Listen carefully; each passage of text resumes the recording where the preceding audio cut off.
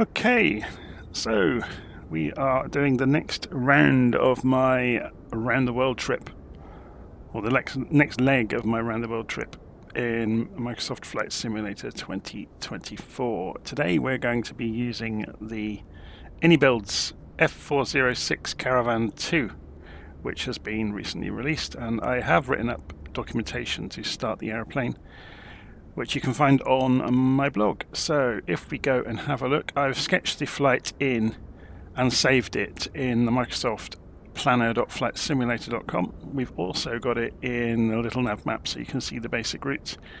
We are leaving Nice, and in Serbia we're going to fly down through North Macedonia and then into Greek airspace, and we're going to end up, we'll probably won't straight line this, we'll go through Thessalonica and then go around the coast to get to Skiathos, but we'll be using VOR navigation along the way just to make it a bit more interesting, a bit more fun. It's going to be VFR, so visual flight rules all the way. So we're going to go down through Kosovo, then we'll go via Pristina and Skopje. It should be an interesting journey. Okay, should be about an hour and a half in the air, you know, given that we might circle places, go do touch and goes maybe. We'll see how we go along the way. What else can I cover before we get started? I've just released the procedure to start the Caravan 2 up. The documentation that comes with the plane isn't as detailed as I would like, so I've taken it upon myself to go and write it up. So if I come in here, if I type in 406, it should come up as the first search result. And you can see we've got the Inibuilds Cessna F406 Caravan 2 startup procedure. It goes through the basic camera controls in the simulator. It then goes through setting up custom views, because you'll need them. I have suggested, I need to change that. It's got the wrong name in there. Cessna F406. I noticed it as well. Let's fix that while we're here. There was a blank page, so I'll have to go and fix that a bit later on and update the one online. So I've set up some custom views, and there's good reason for that. If we go and jump inside the aeroplane, and if I go and use the normal view keys, so Shift 1, 2, 3, why have they done that? 4, 5, same one again, 6, same one again, 7, 8, same one again, 9, same one again. Why? So I have taken it upon myself to advise that people set these up. Are you ready? Alt 1, Alt 2, Alt 3, Alt 4, Alt 5, 6, and that's as far as I've gone, because 7 is my own views. So you only need 6 to cover everything you'll need to do, and really you don't need that one as much, because you know, there is a little bit of overlap between them. The main one is to get everything in view on that view. So Alt and 3 that I've set. And I've referred to those on the way down through here rather than the ones they've talked about. So, you know, we're pointing out where things are around the instrument panels as you're getting the airplane ready for flight. So it just keeps it nice and straightforward.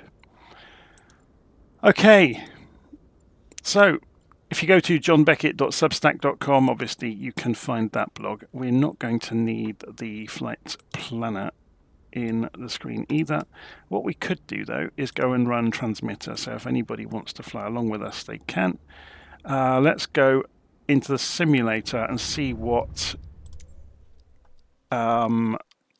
online server we're using. So we'll use the West Europe server. Okay. Save them back and resume.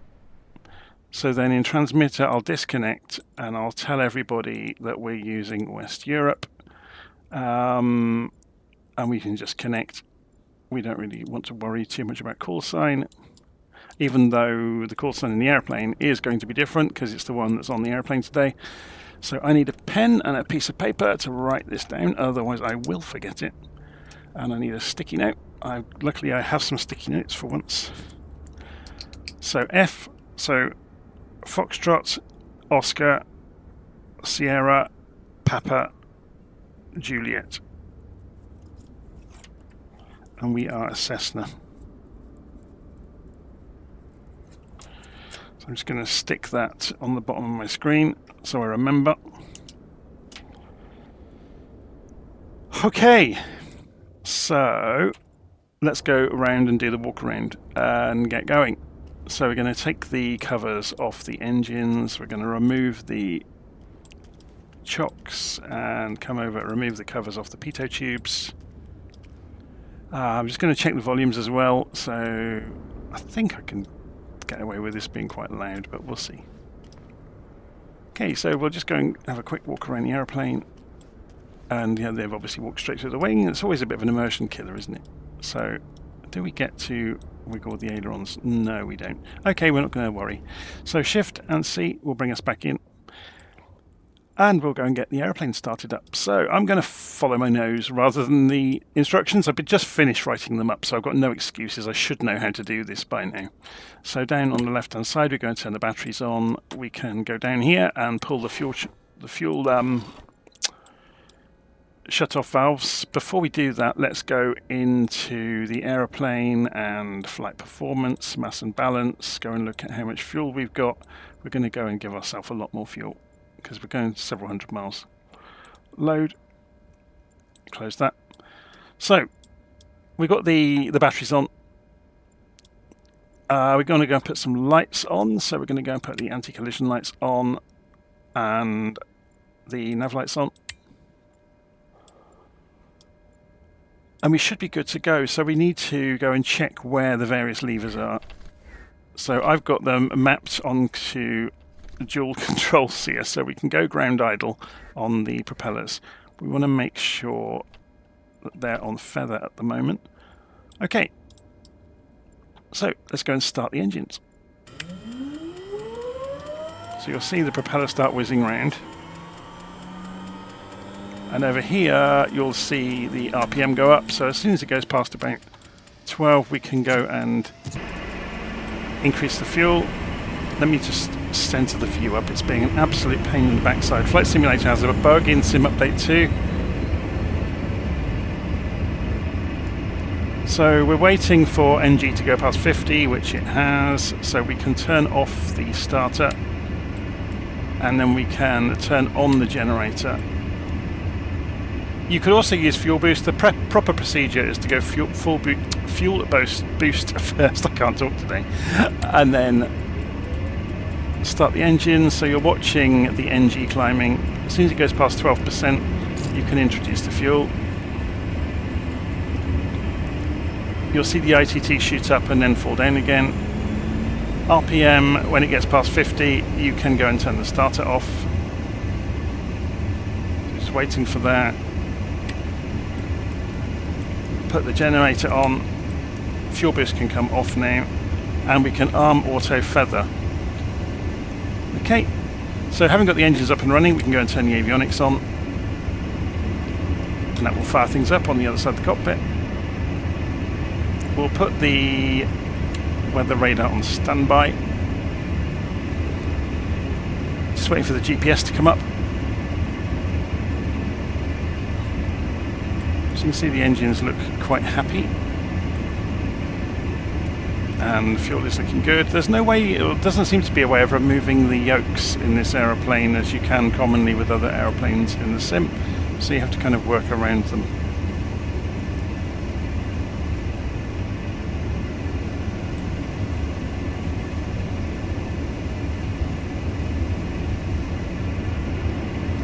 Okay, GPS is coming to life.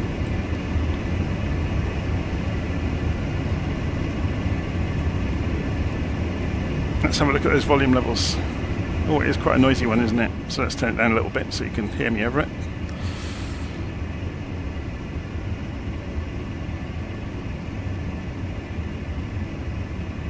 Just waiting for the GPS to capture some satellites, and then we can pretty much get going. So it'll talk to...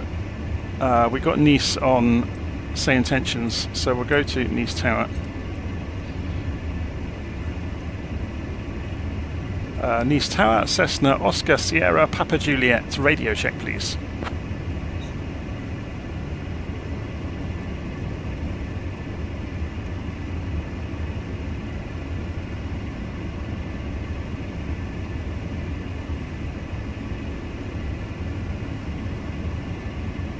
Okay, have we tuned the radio in? Let's have a look. Com radio, no we haven't. So we need to go and check that for tower, and then we were talking to nobody.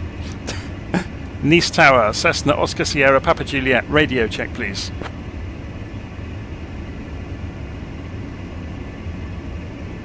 Cessna, Foxtrot, Oscar Sierra, Papa Juliet, Nice Tower, roger, readability 5. Fantastic. So we've got GPS up and running. We haven't got a flight plan yet, so what we need to do is go into the flight planner in the tablet, and then we can open the one we saved earlier. So load from the web. We've got world leg 7, and it should light up in here, and it's not going to. Look, it doesn't understand that. Oh, it's got the waypoints. It's just not drawing them in here. Okay, so this is not integrated then. So let's have a look in here. It shouldn't take long to program it. So we are taking off from LYNI.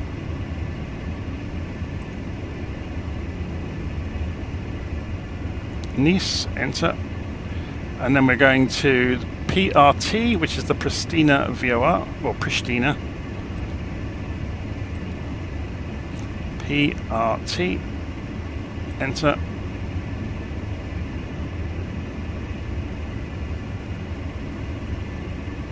Enter. Then Skopje, SKJ.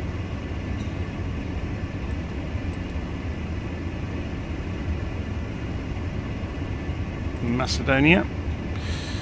Fiska, FSK.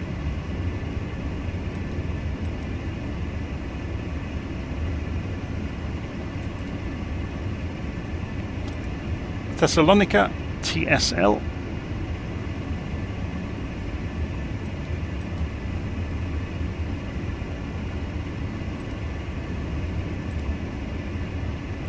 Then Skopelos, SKP, that's just beyond actually where we're going, but we can't see where the cursor is, so let's go and do it this way. SKP.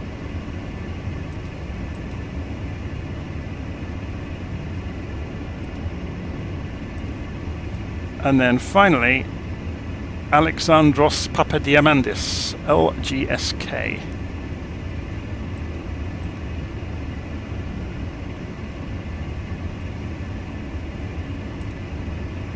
Okay, that's our flight plan done. So when we look on here, we now have a magenta line, which is what we're aiming for. But we're going to be playing games with VOR navigation along the way. So can we... that's interesting. The GPS marker isn't changing on this. Why would that be? Constantine Veliki ground. Baron 558 Tango Hotel. Is that a bug in the aeroplane? Roger, taxi, runway 11. We'd like to open our IFR. So the nearest VOR to us is going to be Pristina. Well, that's the one we're heading for. 558 Tango Hotel would like to open IFR flight plan for Tivat. If we go and show information on the Pristina VOR 11105. Let's go and check this to see if we can use it at all. 11105. Switch that to active. What's the range on it? 125, so we should be able to pick it up, but we've got hills in the way, so we might not see it. Let's go and click that again. See, that looks like it's working. Interesting. Although you would expect the CDI to move if it was working. So maybe we do only have GPS. That's a shame if they have broken that. Oh well. We'll go with what we have. So we're going to taxi out at... There's only one route, isn't there, to this taxi route? Does it have a letter even? That's interesting, isn't it? Should we go and just pop open Navigraph and see what it has for Nice? So if we come into our little nav map and go flight plan, copy it to the clipboard, make a new flight plan in Navigraph, paste this in here. So there's our flight plan. I'm just wondering if we zoom in on Nice, will it have the taxiways marked? So it's got a delta holding point. Interesting. Okay. Anyway, so we're taxiing out to runway 29. News Tower, Cessna Oscar Sierra Papa Juliet requesting taxi to runway 29.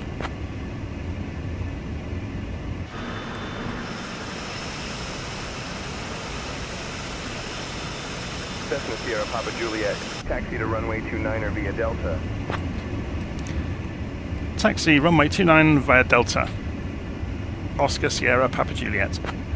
So we need to go and sort out our propeller levers.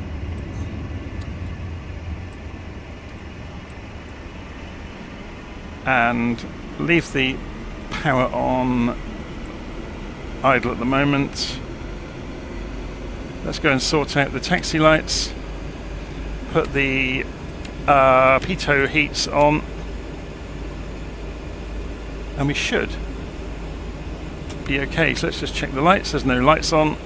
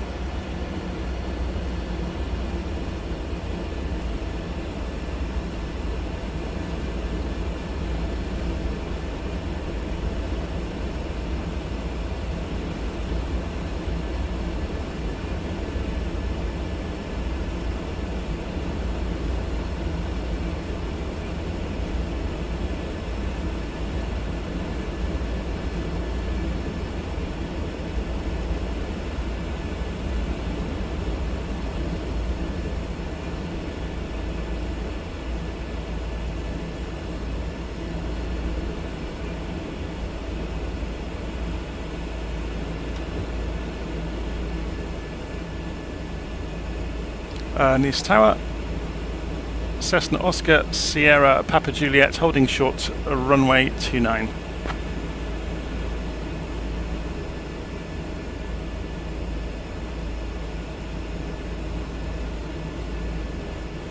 Cessna Sierra Papa Juliet, runway 29er, winds 140 at 5, cleared for takeoff. Cleared for takeoff, runway 29er, Oscar Sierra Papa Juliet.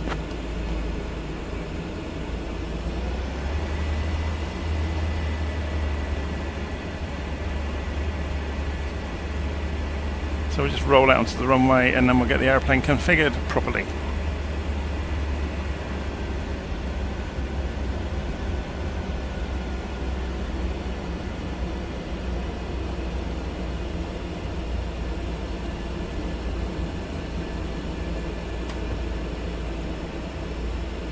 What do we have to do? Landing lights, recognition lights. We've also already done the pitot heats.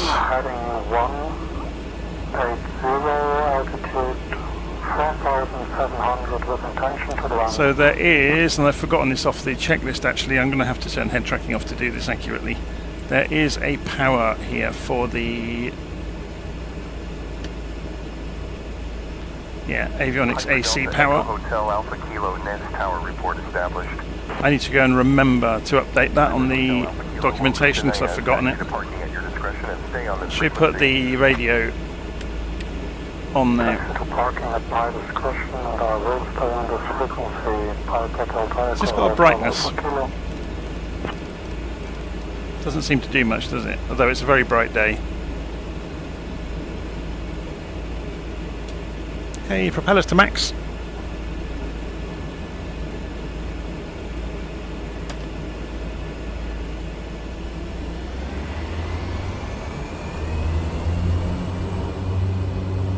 Just keeping an eye on the torque gauges and the propeller gauges. So we don't need any flaps for takeoff. We can come through 90 knots, look. Just gently lift the nose. It's a lovely long runway here, and we're in the air, look. So gear up.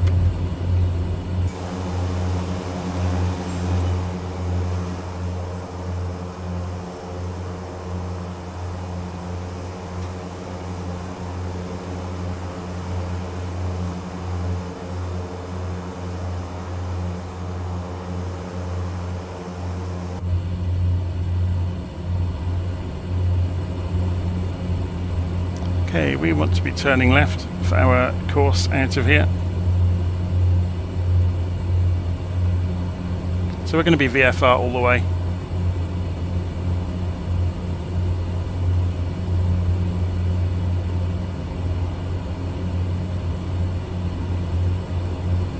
Coming up through 150 knots, 160 knots. Put ourselves on an intercept course with our track that we want to be on. Let's go and see if we can center the heading bug, trim the elevators, coming up for 2,000 feet, which is probably good enough.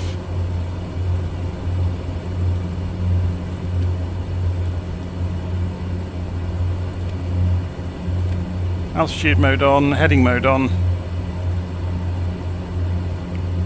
And we're good.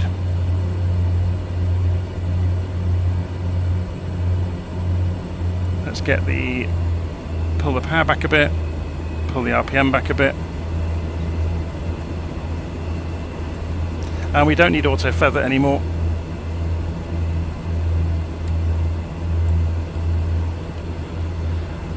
Okay, so I had a couple of things I need to go fix in the checklist. So I'm going to do that while we're in flight, if you don't mind.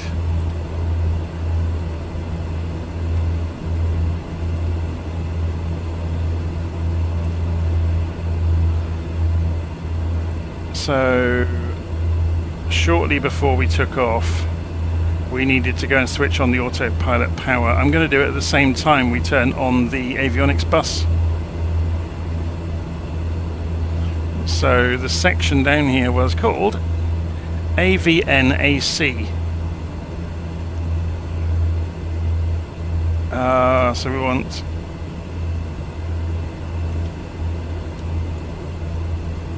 avionics.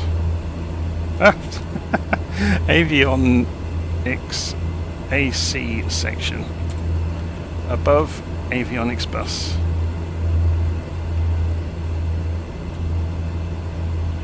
And we want to say that it needs to be AVNAC needs to be set to 1. And you can roll the mouse wheel over it to set it.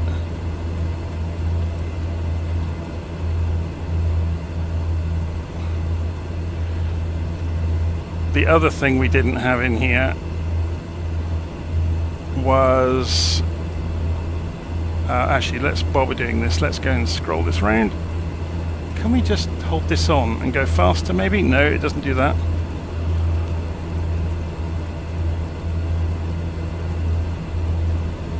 So we've now crossed over our route. So let's go and fix that with the heading bug and see where we are in the world. So these hills are around and they're the same sort of altitude as us, so we do need to be a little bit careful along the way. Here's Tower. Air Serbia 1218 would like to pick up our IFR clearance.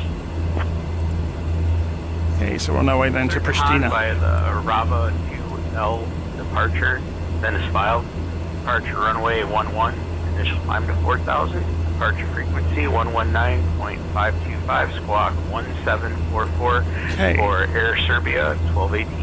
So we've set that. There was something else we forgot in the checklist, wasn't there, that I realised while I was actually doing it that I'd missed off, and I can't remember what it was now.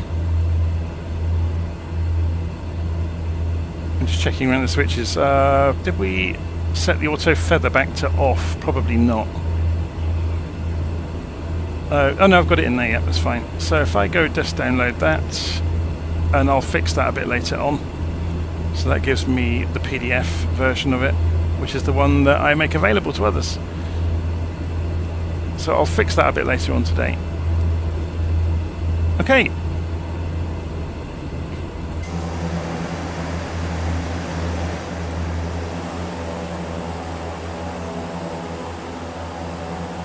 So this is looking alarmingly close.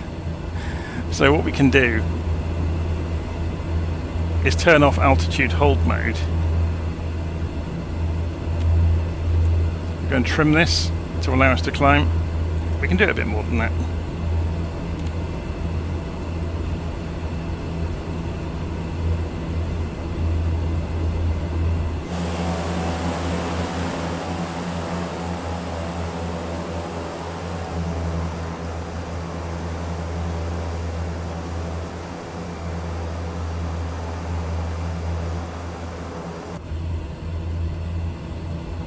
Okay, we're pretty much back on track. So, what is going on with this then? So if we go and zoom in,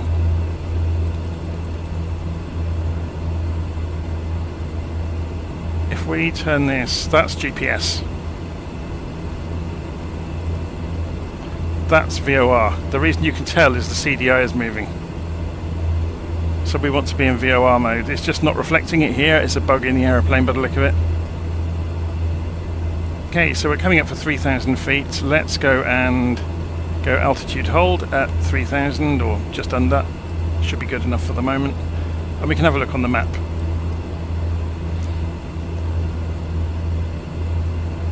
To see how we're doing. So Stand by. These hills are in meters, so times 3, we're not high enough. Departure runway 29er, initial climb 4,000 feet, departure 119er. So altitude hold off. Clock 4636, Starship Yankee Uniform Bravo. So just looking at vertical speed here.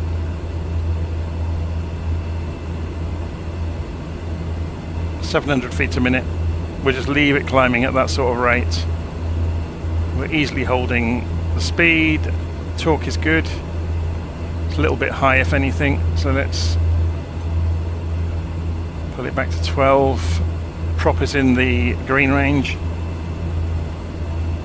Could probably go with a bit faster on the propellers.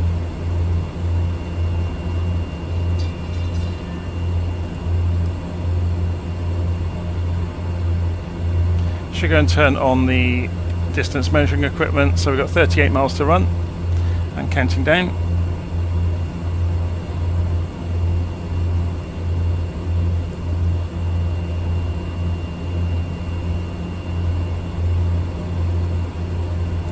So can we get this to brighten itself up at all?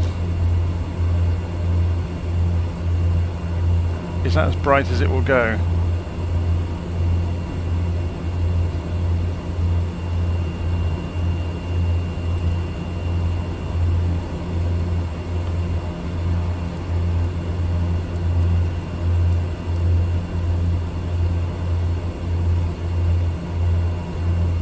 So I'm going to take control of this. This is looking a bit dodgy.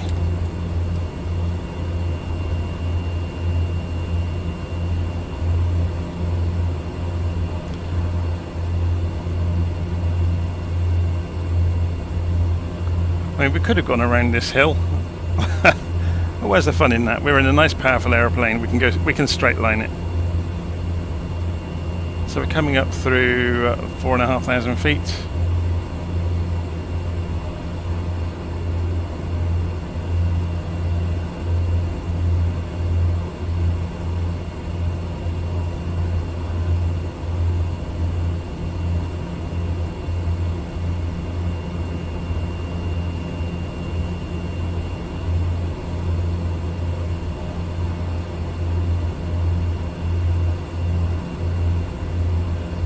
So what we'll do, put the autopilot back on, we'll go heading mode. Actually we can go nav mode, can't we? We're close enough to it. And just get this to climb a little bit more to take us to 5,000 feet. because then we know we're clear of any hills.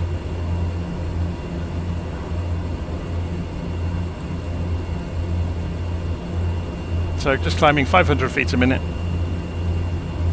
and then we'll just press altitude hold when we get to 5,000. We can get the numbers on the GPS, so we can see here that we've got 31 miles to run and an estimate of 10 minutes until we get to our next turning point. Just coming up for 5,000 feet.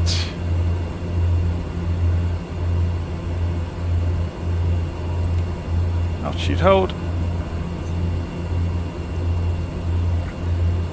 And we're good. Look at the speed building once we've leveled out.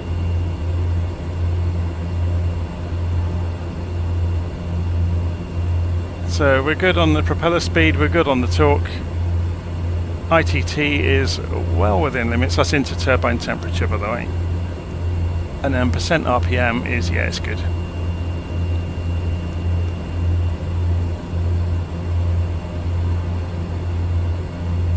So we've got this in pounds per hour for the fuel, so about 280 pounds per hour.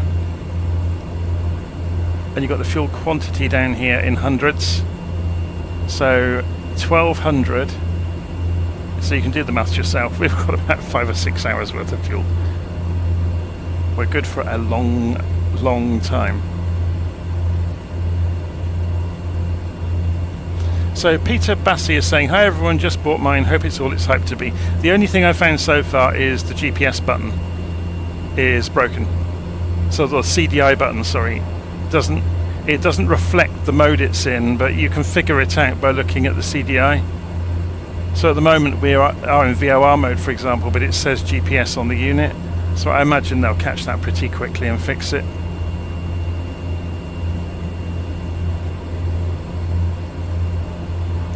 So we are flying along, coming towards the border. So should we ask for flight following? We want to be on centre, don't we? Centre Cessna Oscar Sierra Papa Juliet, requesting flight following en route to Skiathos.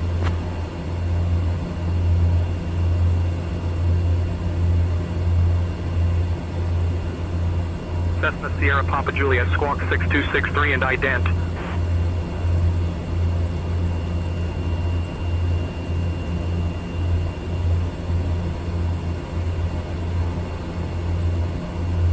Cessna Sierra Papa Juliet identified, 19er southwest of Voynich Airport at 4900 feet, QNH 1014. Why is that saying... Okay, it's over here.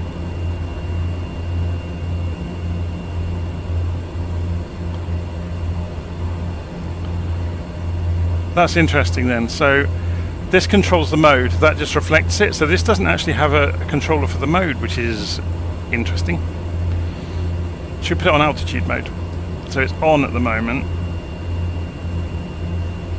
So altitude mode is now on. Very good.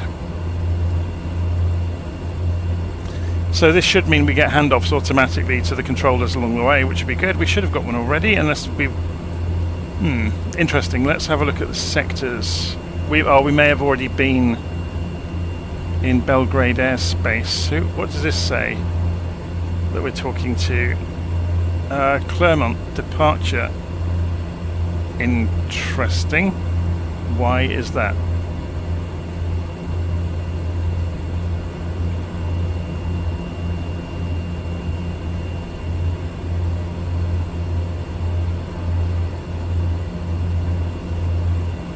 So if we were talking here, oh, this doesn't give us the comms, does it? Nav aids, airport, airspaces. It doesn't actually tell you the communication frequencies. Show information for Pristina.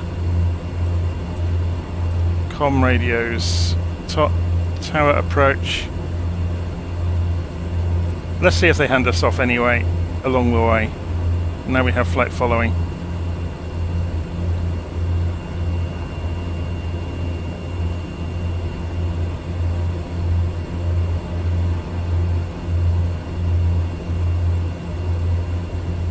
So Peter's saying, yeah, let's hope that's all that's wrong with the aeroplane. That's all I found so far. I have seen another bug actually. While messing around writing the instructions this morning, I switched the starter to motor by accident instead of start, and then turned it off, gave it a few seconds, flicked it to start, and the engine went wrong. I had to restart the flight in the simulator. So the propeller started juddering. But as soon as I came back in and did it properly, it behaved. So it's just one of those things, I think. This is quite noisy inside the cockpit, isn't it? I'm just having a look at my volume levels here to make sure that I'm not completely drowning out. So yeah, I'll do that. Turn it down a little bit more for you. Trouble is, that means you lose the controller volume as well. So what I could do is come into the volume mixer in here, turn the simulator down a bit, and then come back into OBS and turn this back up a bit, and then hopefully you'll hear the controllers over the top of the aeroplane. Well, that's the plan anyway. Turkish 12, contact Belgrade radar on 128.865. Over to Belgrade radar on 128.865, Turkish 12. Okay, so this is Pristina. We're just approaching, and then we're going to take a left turn over the top of Pristina to the next leg, which is Skopje, which is about 45 miles away. So 140 degrees we want. So we're in nav mode at the moment.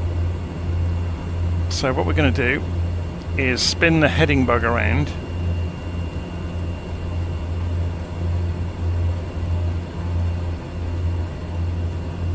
Just have another look. Yeah, 140 degrees. So we're coming down 11 miles away from the turning point. So you can see we're coming in there towards the VOR pretty quickly. If we look below us, we'll see Skopje. Oh, no, sorry, no, Pristina.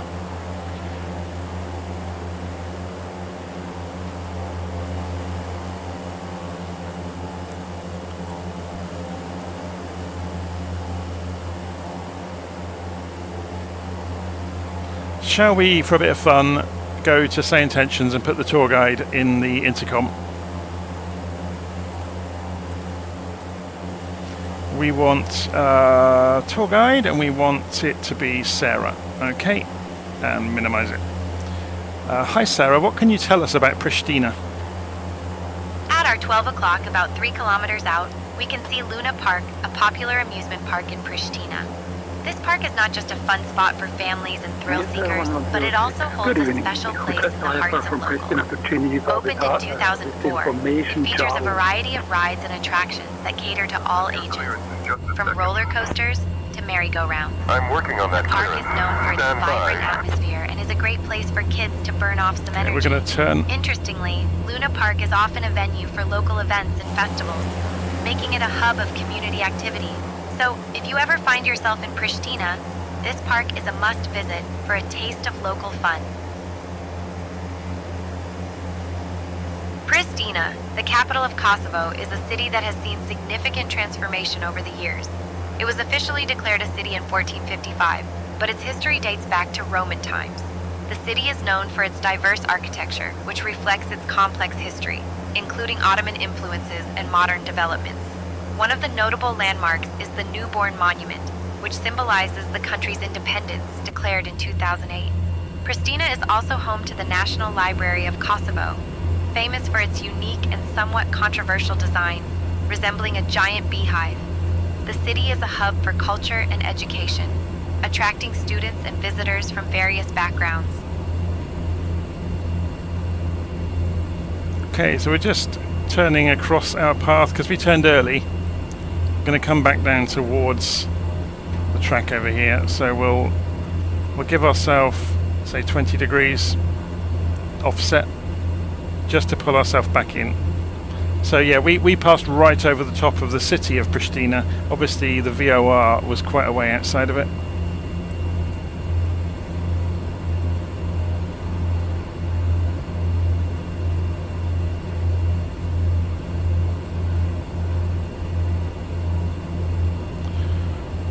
Okay.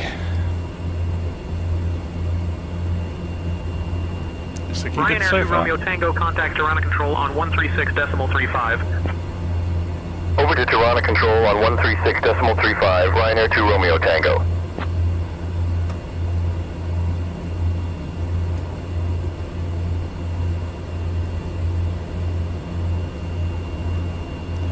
So if we put this back on the navigation screen, we can see our position relative to the course as we cut back. Let's have a look at the map and see what else we've got going on. So until we get to these hills, we've got nothing to worry about. Let's go and check. So they get to about 1400 meters. So multiply that by 3 in your head and you can see we might need to climb, but we're actually coming through the lowlands here, look, by happy accident until we get to here. We can cheat in little nav map and put the elevation guide in, and you can see, look, we're going to get mighty close to those hilltops, exactly where I was looking. So this is why we check. Ryanair 8451, contact Skopje radar on 119.375. So we can either navigate, you can see that hill out there, look. It's the one big hill around us. So we could carry on in a straight line and go through the lowlands. So if we were to say that's the point where we might hit here, if we had a position to the flight plan there, and then imagine we're going to come down here and add another position there, we just continue on. Yeah. And if you were doing VOR navigation, you could play games with looking for that radial to line up to know where your turning point is. And just measuring distance from this one to know, you know, as well where your turning point might be. So you can play those games. 34 miles outlook from that VOR, which we're already tuned into. It's behind us. So if we wanted to, we could jump across to this path, but that's going to take us near to those hills, which would give us the direct radial.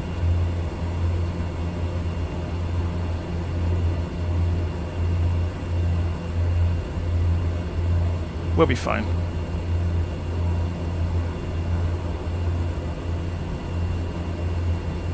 So let's go and ask for a handoff. They haven't handed us over, have they? They've just maybe forgotten. Again, this is maybe on us. People say, oh, you know, the controller didn't hand me over, whatever.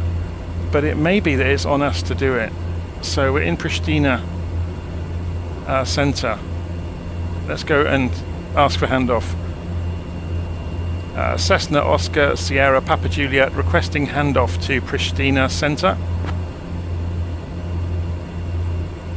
At our 2 o'clock, about 5 kilometers out, we can see the beautiful city of Cessna Sierra Ferizaj. Papa Juliet, This city is contact known for Pristina its Center on rich agricultural land and has been 119.375. inhabited since ancient times. 119. It was once a significant military Contacting Pristina Center 119.375. What? area. Who said Pristina? Ferizaj is also famous for its I vibrant said local Pristina. markets, where you can find everything from fresh produce to handmade crafts. The city is surrounded by stunning natural landscapes, including the nearby Okay. Shar Mountains, which are perfect for hiking and outdoor activities. So, as we fly over, take a moment to appreciate the blend of history and nature that Ferizaj offers. I might turn the tour guide back off, you know. Pristina Center, Cessna Oscar Sierra Papa Juliet with you at 5,000 feet en route to Skiathos.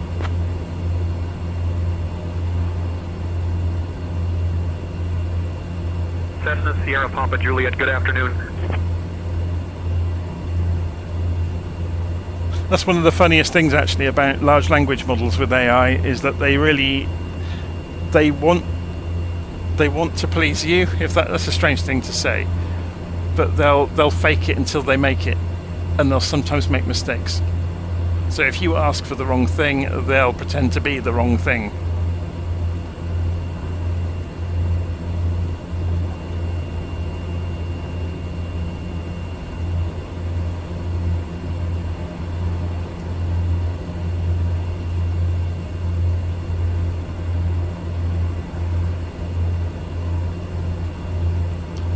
So whacking great mountain over there, isn't it?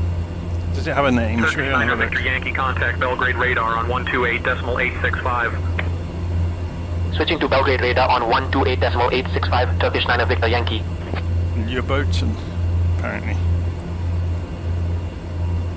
So we're straight lining it through this valley in between the big hills.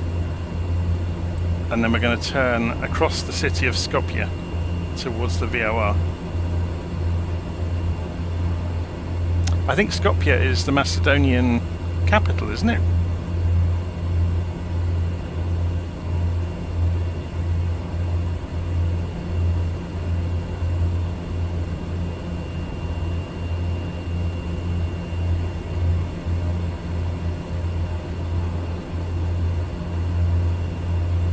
It's an impressive mountain, isn't it? That was the Inibuilds.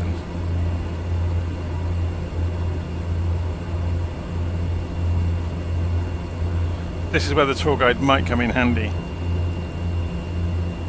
Hi, can you tell us about the mountain to our right-hand side right now?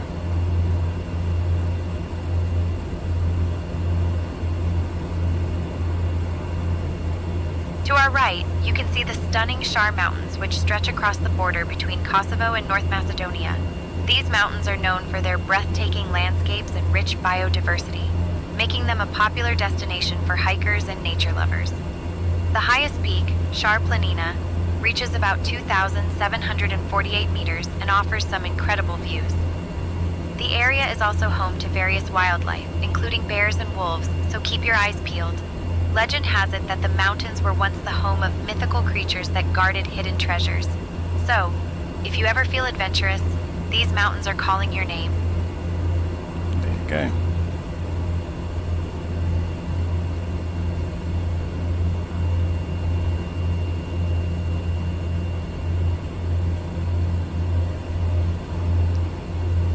Let's ask the tour guide about pronunciation and see what she says.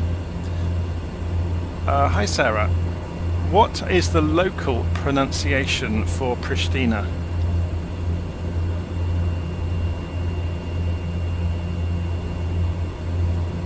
The local pronunciation for Pristina is Pristina, with a soft sh sound. It's a bit like saying Prish and then adding Tina at the end. There we go, so I was saying it correctly apparently, according to the Large Language Model API.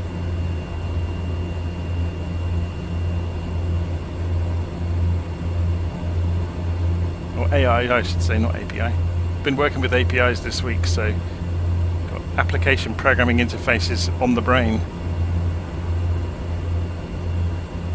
Okay, so if you remember, we were looking for a particular radial coming into 11280, so we're going to go and reprogram our nav radio to 11280.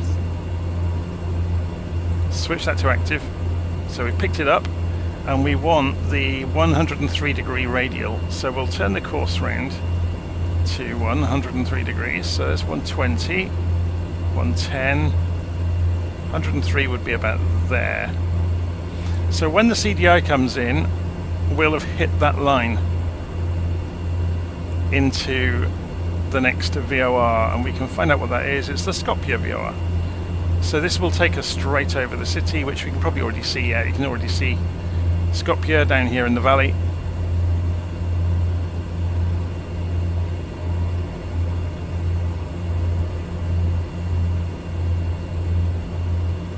Skopje ground, Bahamas Air 166, vacating runway 34, crest back to the gate. Bahamas Air 166, Skopje radar. Good afternoon.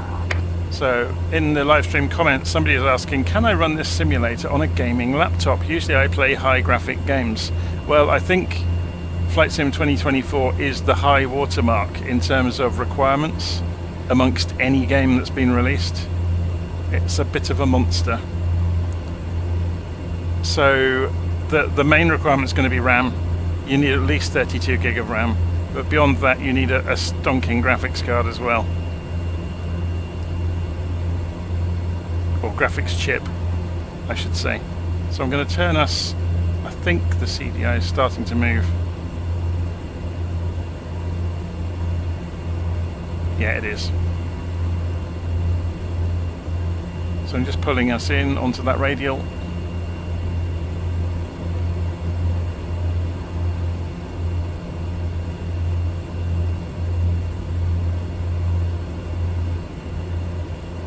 Crisis was the high watermark many years ago. Departure Air Serbia 54 X-ray 2000 for 4000.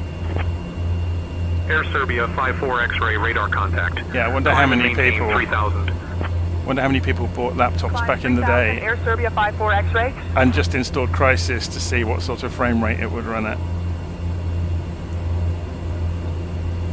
So someone else here is saying they play 2024 on a laptop with 16 gig of RAM. That's interesting. So the other issue you're going to have is bandwidth. 2024 streams relentlessly and streams a lot of data relentlessly, so you're going to need a fast internet connection. I tried it on my daughter's PC upstairs in the house, which has only got Serbia 54 X-ray, climb and maintain flight level 070. which has only got a poor Wi-Fi connection. Level 070, Air Serbia 54 X-ray. And she had a horrific experience and ended up uninstalling it and going back to 2020. Purely because of bandwidth.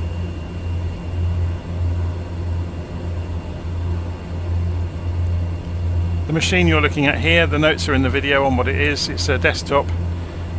It's a monster. This is the only game installed on it. It's got 64 gig of very fast RAM. It's got fiber to the house.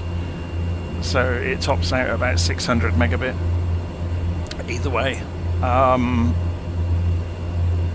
It's got a very fast CPU. It's got a 4090 with 24 gig of graphics RAM. It's something like that, isn't it? Okay, so this is Skopje. We're just passing.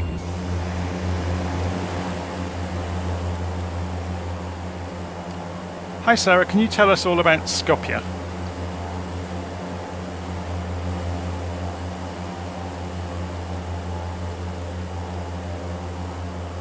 Skopje, the capital of North Macedonia, is a city that beautifully blends ancient history with modernity. It is known for its iconic stone bridge, which dates back to the 15th century and connects the old and new parts of the city. Skopje is also famous for its numerous statues and monuments, including the massive statue of Alexander the Great in the main square, which has sparked some controversy. The city has a rich cultural scene, with influences from the Ottoman Empire and Yugoslav era evident in its architecture and cuisine. The Old Bazaar, one of the largest in the Balkans, is a great place to experience local life and shop for unique crafts. So as we fly over, you can appreciate the unique mix of history and modernity that Skopje has to offer. Air Serbia 54 X-ray, direct rip on. Cleared for the ILS runway 30 right approach. Descend and maintain altitude 4000 until established. Descending to 4000, cleared for the ILS runway 30 right approach. Air Serbia 54 X-ray.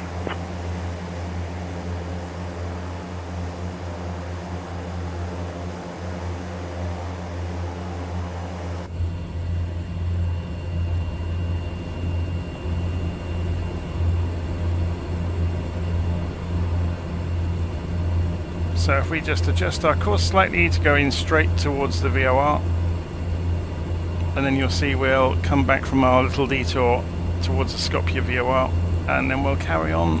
Air Serbia 54 X-ray, contact Belgrade Tower on 118.1. So this looks fairly low all the way along here. Air Serbia 54 X-ray. Yeah, we should be good to clear these hills at 5,000 feet. Coming down for the, now what was it called? The Fiska VOR. So it's about an 80-mile trip across the lowlands here after leaving Skopje behind.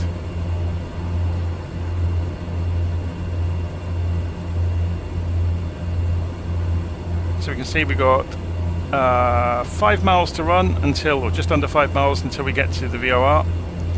When we depart it, we will be wanting to leave on a course of 125 degrees. So we're still on heading mode at the moment. Air Serbia 54 X-ray, established on the ILS so let's go and set this right. to 125 degrees. And then when we see the CDI come in, we'll just change the course. Air Serbia 54 X-ray, Air Serbia 54 X-ray, roger.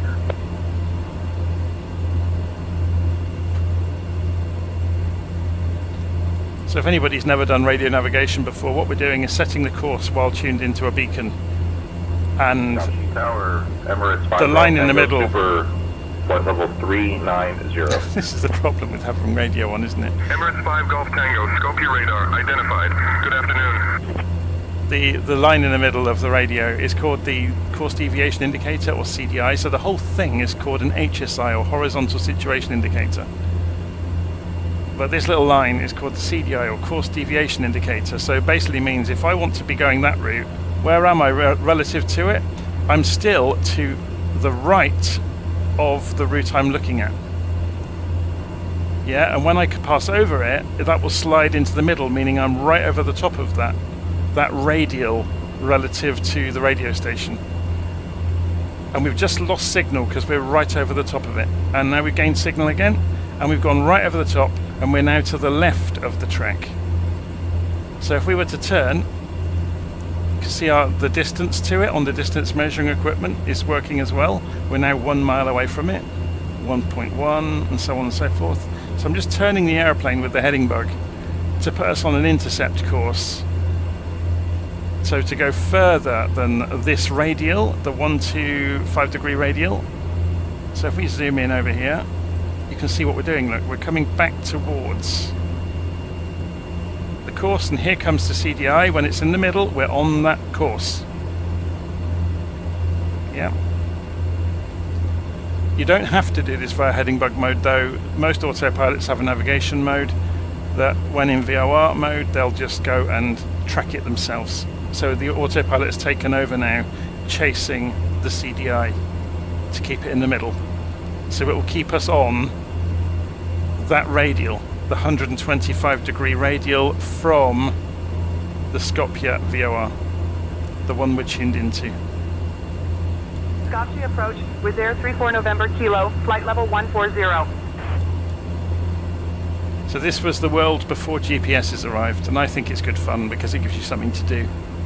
Otherwise you just hit the GPS nav button and off you go. With Air 34 November Kilo radar contact.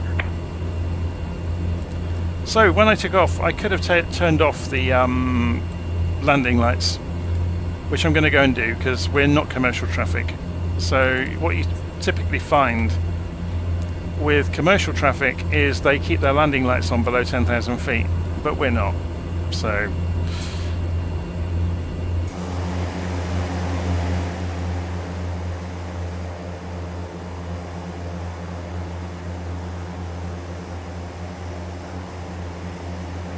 we've got a bit of a run across the hills here.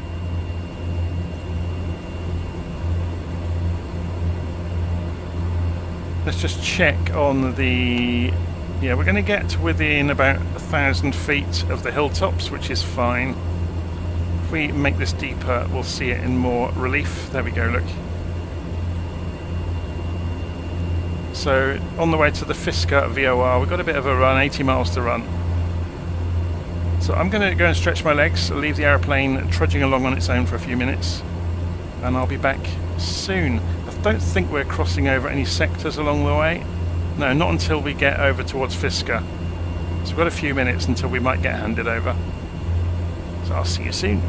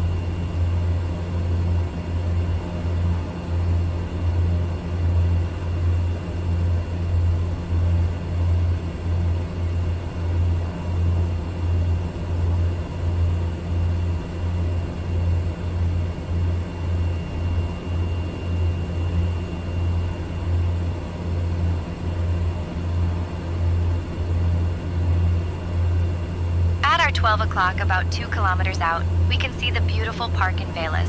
This park is a great spot for locals to relax and November enjoy Kilo, nature. proceed direct to It features walking Skopje. paths, Cleared for the green spaces, ILS and runway playgrounds, 34 making it a approach. favorite for Descend and families maintain kids. flight level The 060 park is also until a venue for established. various community events and gatherings, so you might spot some cleared for locals the enjoying ILS a runway picnic 34 or approach playing with Air sports. 34 November Kilo. Interestingly, Velis is known for its rich history, dating back to Roman times when it was an important settlement. Sunturk So 9 as we Golf fly Papa over, contact take a Skopje moment Radar to Center on appreciate this lovely green space 119.375. that serves as a recreational hub for the people of Over to Velis. Skopje Radar Center on 119.375, Sunturk 9 Golf Papa.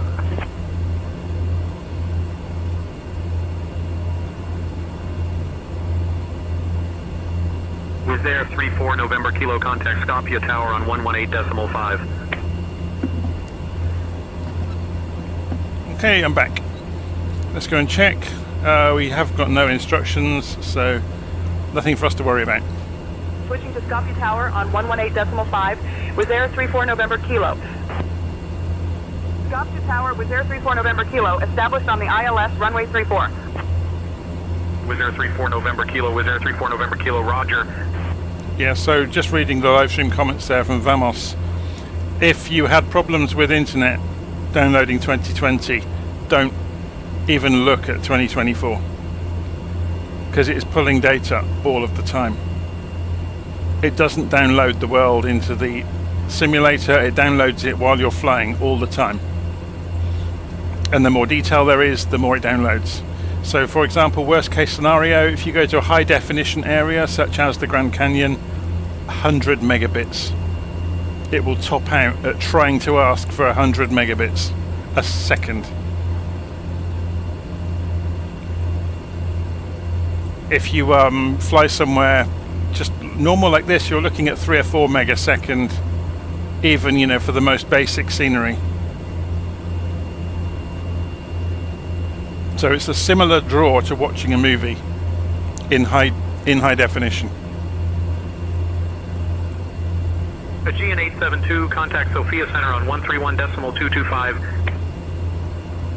Switching to Sophia Center on 131.225, Aegean 872. So let's see where we are.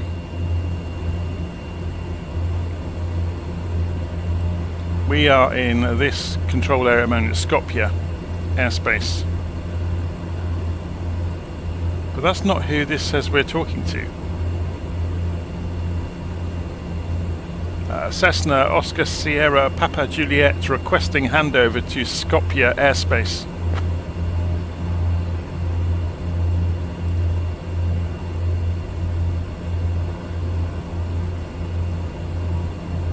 Cessna Sierra Papa Juliet, you will be automatically handed over to Skopje airspace when closer. Continue on your current heading.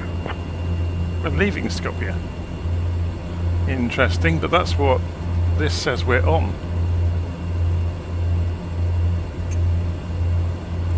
Okay, we'll just leave it to it. See what it does. Okay, so we're heading towards about halfway through our trip. Over the top of North Macedonia at the moment. Out in the middle of nowhere. Heading towards a mountain range. Kalanjevo.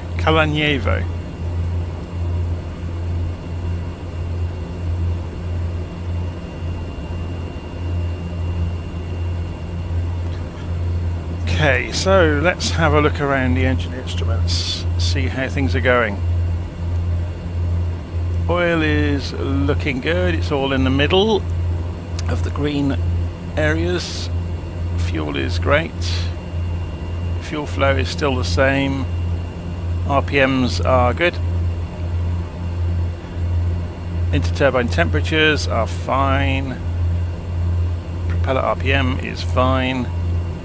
And torque is good. Speed-wise, 170 knots we're tootling along at. We could go faster. Should we try it? Let's push on a bit. So edge the RPM a bit higher. Take the torque out towards the yellow line.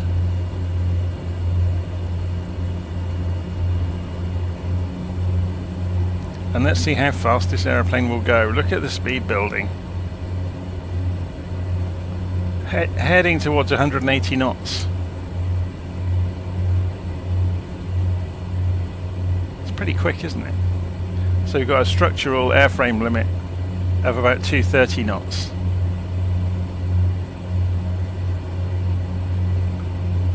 Obviously this will reduce the life of your aeroplane, I would imagine, doing this.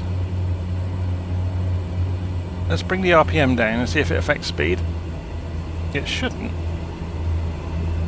No, it's still accelerating, look.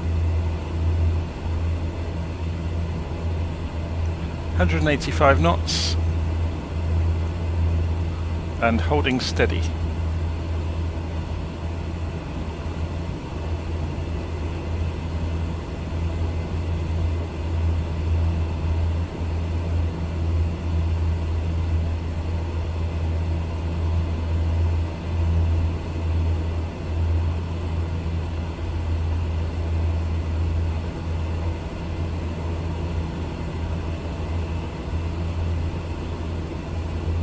So Major Angle says, oh, I was wondering why the stats for the Cessna 408 are wrong. The VNE isn't right.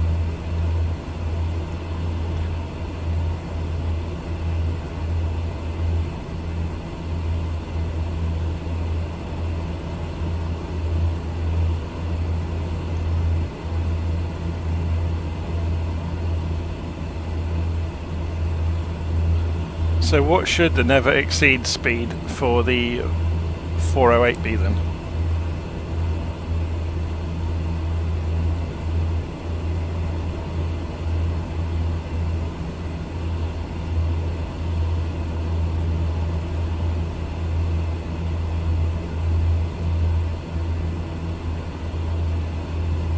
And were there different models with different engines and different wing designs and different... Yeah, so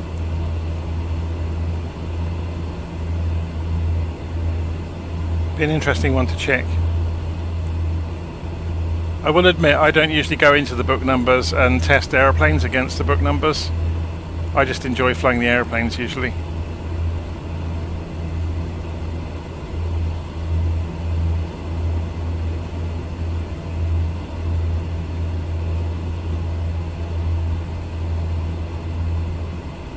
So at high altitude, 210 wouldn't be out of the realms of possibility.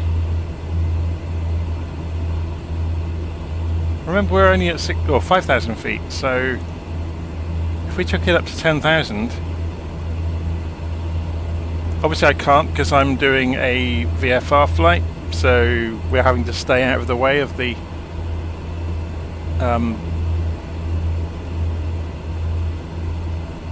airliner corridors in the sky above us.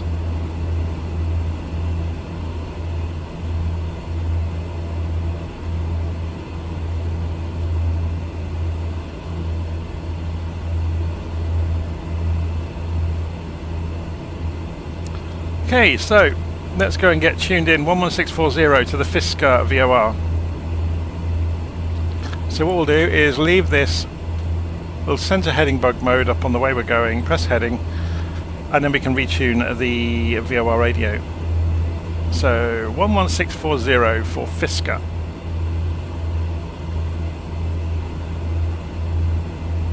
Switch over to it. So you can see it's going 2 now on the HSI, and the distance measuring equipment is now counting down about 35.5 miles out. So if then we go and line this up and just go nav mode, the autopilot will now fly that radial. If we want to fly a different radial, we can just change it.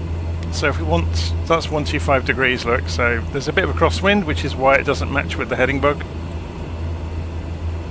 but hardly anything. We got like 1 knot, yeah, and it's in our face, and it's no wind now, look.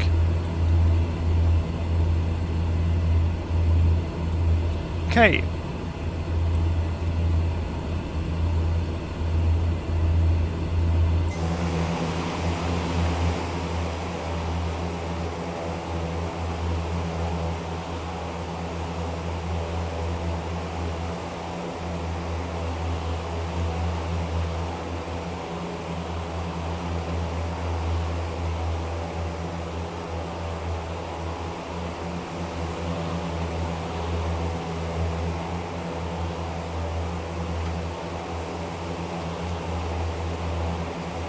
Just checking email while we're flying on a second screen.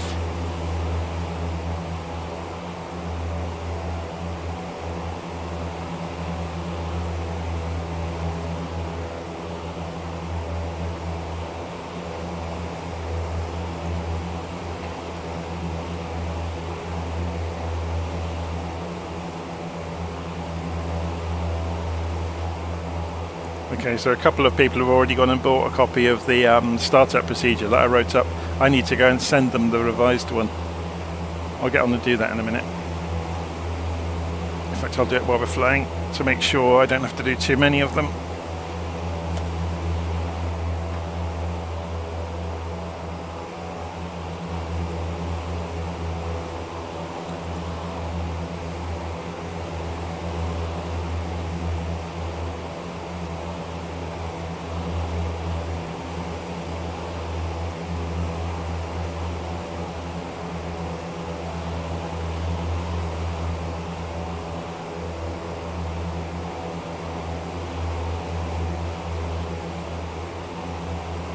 Skopje radar, Ryanair 813, flight level 300, climbing 30.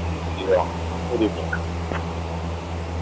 Ryanair 813, Skopje radar identified. Good evening.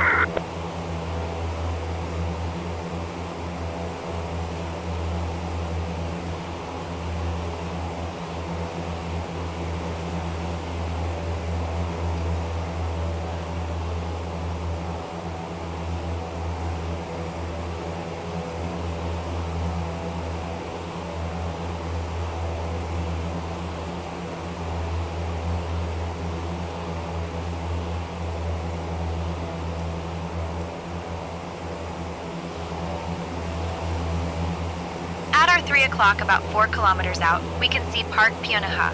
This park is a lovely green space that offers a great escape from the hustle and bustle of the nearby city.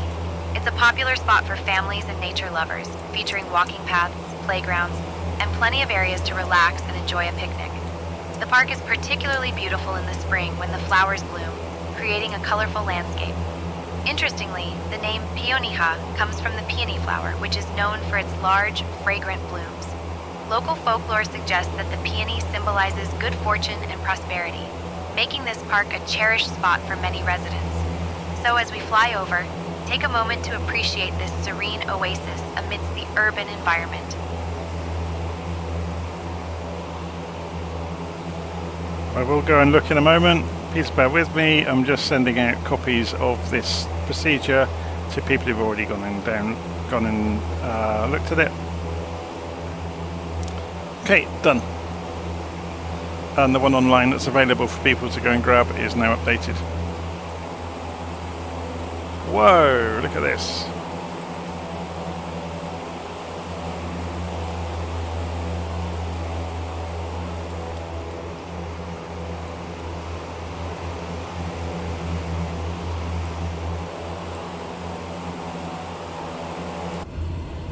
So let's go and jump in the cockpit.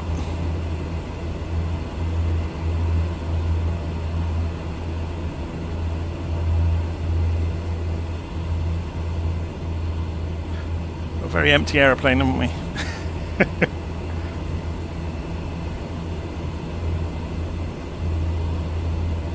So we have a comment in the live stream. I'm really enjoying Virtual Flight Online. Thanks for creating it. Oh, you're welcome.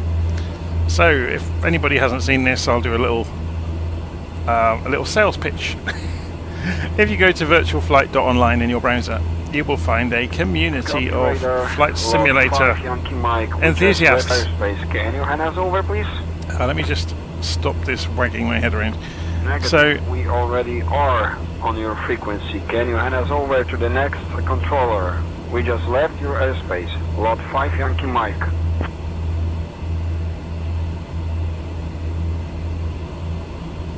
okay, so Virtual Flight Online is a newsletter, forums, Discord server, Facebook group, an airline, and a flight tracking system.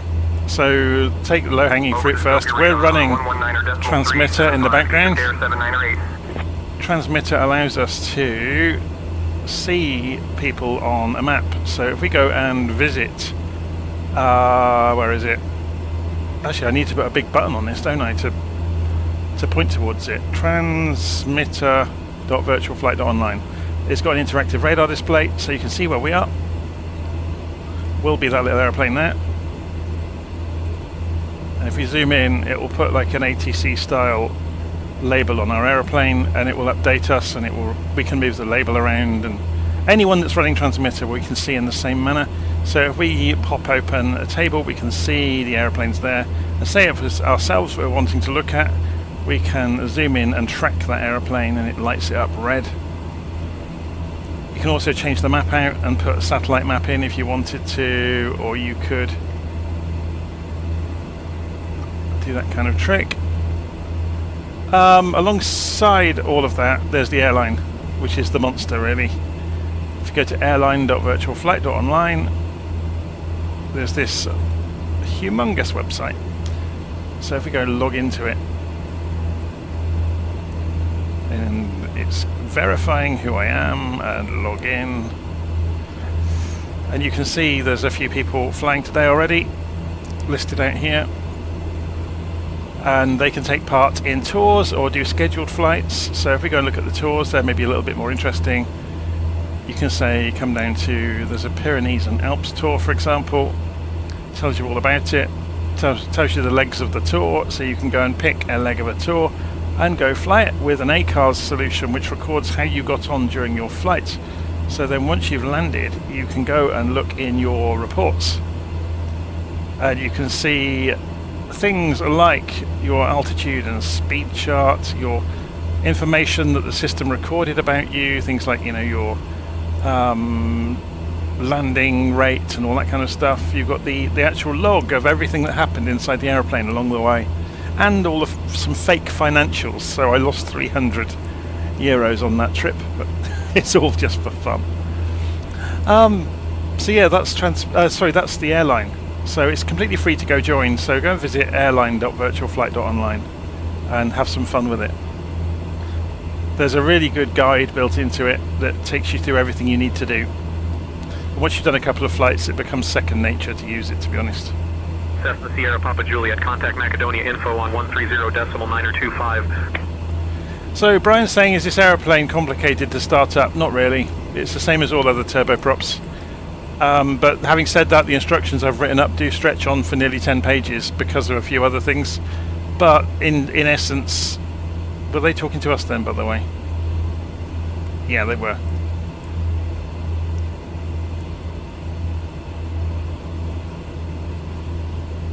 So contacting Macedonia Centre on 130.925 Cessna Oscar Sierra Papa Juliet.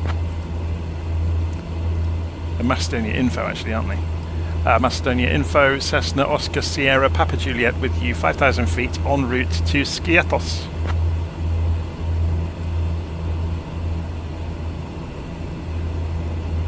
Cessna Foxtrot, Oscar Sierra Papa Juliet, Macedonia Info. Good afternoon, Quartero QNH 1013. Copy the information. Oscar Sierra Papa Juliet.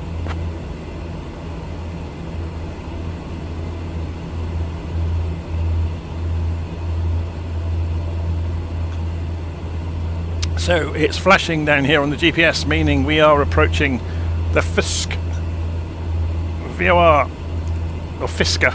So we need to turn now to 175 degrees. So we'll go heading mode and turn ourselves to 150, 60, 75, and we're going to go to 185 because we've overshot to get ourselves back on track. And we're going to put the course on the VOR to 175. We are 1 mile away from it, look, 1.1 miles away. So we're actually going to turn more than we need to bring the CDI back in. So you can see us here, look, we've made the turn and we're coming back towards the path.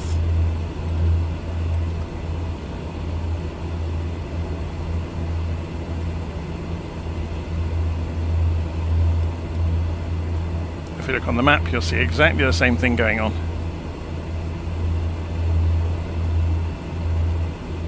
Let's turn these sectors off. And the CDI will start to come in any moment. Here it comes.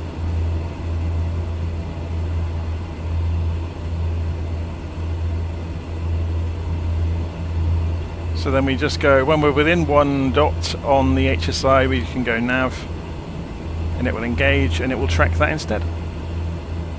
And the autopilot will turn us automatically.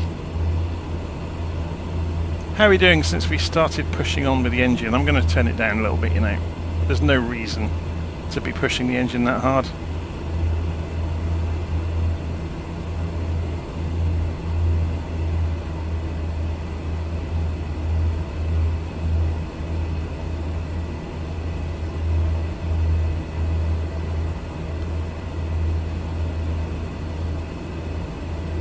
Is there a way to use transmitter with X-Plane? Only if there's some way in X-Plane to output SimConnect data. So transmitter uses the SimConnect API. It expects to see something broadcasting or, you know, presenting an interface for SimConnect. And if it finds it, it will talk to it. So you can see when we drag this down, you can see it finding the information and sending it onto the internet. That's how it works. It's a tiny little program. The real trick is on the server side on the internet. So if we go and pop open the browser again, if we go to transmitter and open the radar display, you can see all the various aeroplanes. So our position is being sent to this website. And you can see it doing it there. It's going to update every 5 seconds with where we are. If we put smooth mode on, it will interpolate and do it nice and smoothly. And there it goes. So if we zoom out, it's quite clever, isn't it? And then we can put the, I think one of them is the, there we go, topographic map. I've been playing around with it recently, starting to tune the colours on the different tile sets for the map. I still have some work to do. I'm not happy with the black planes on the topographic map. I'm not sure what to do with it really. I think maybe white planes with a black shadow under them might be better.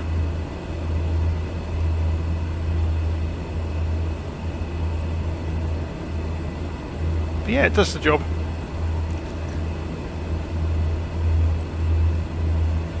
You can make it go full screen as well, so you get the map over the whole screen. You can show longitude and latitude grid lines on it as well. I always forget some of the things I've built into it already. It's really designed to do radar mode. If you press that button, it will show everyone that's online right now. So there's people all over the place. The other day there was about 50 people on. Obviously it's great fun for group flights because you can keep track of where each other are. You can plug it into little nav map as well. So we saw little nav map here. If I turn on the aeroplanes, tools, options, have I broken it? That should be working. Oh, it's that one, isn't it? Sorry, I pressed the wrong button. Then there's my aeroplane that's being transmitted from transmitter, so every 5 seconds its position updates within little nav map. All of the instructions for how to do that are on the website. I'll turn it off for the moment. Okay, so we're coming in towards Macedonia, or I can't even say it, Thessaloniki. Let's ask the tour guide. Can you tell us about the city directly in front of us? Let's see if she gets it right. Directly in front of us is the city of Langadas, known for its agricultural production and beautiful landscapes. It has a rich history dating back to ancient times and is surrounded by stunning natural scenery, making it a popular spot for outdoor activities. The city is also famous for its local festivals and traditional I was looking at this one. attracting visitors who want to experience authentic Macedonian culture. So, as we fly over, you can appreciate the charm of Langadas and its connection to the surrounding nature. What can you tell us about Thessaloniki?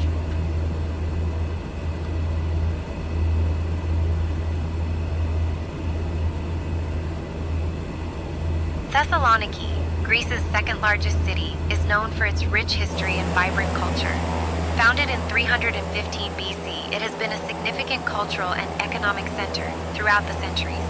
The city is famous for its Byzantine walls, the White Tower, and its lively waterfront promenade.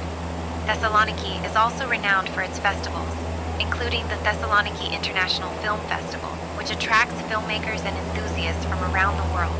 Additionally, the city's diverse culinary scene offers a delightful mix of flavors, making it a favorite destination for food lovers. There we go. So I had the stress wrong on the name. Thessaloniki.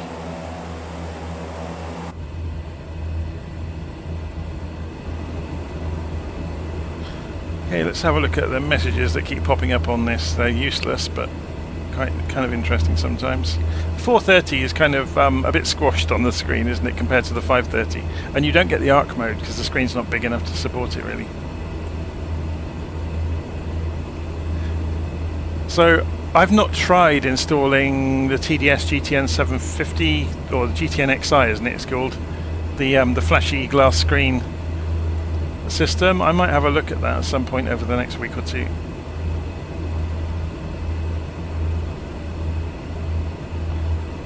Okay, so we're just passing over I still can't say it.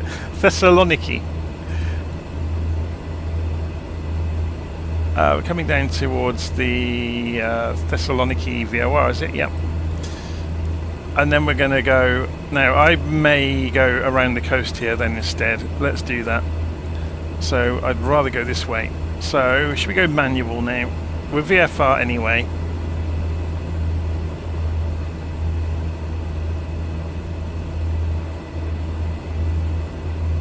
So, autopilot off.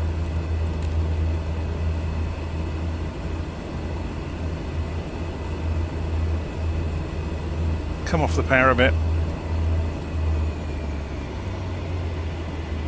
Bring the propellers down. Turn the volume knob down, as some of the turboprops refer to the propeller levers.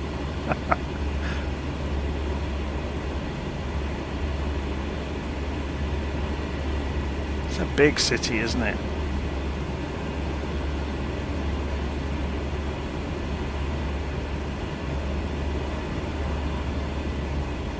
Yeah, look, even with the power and the RPM turned down, in a gentle descent, this thing accelerates so quickly.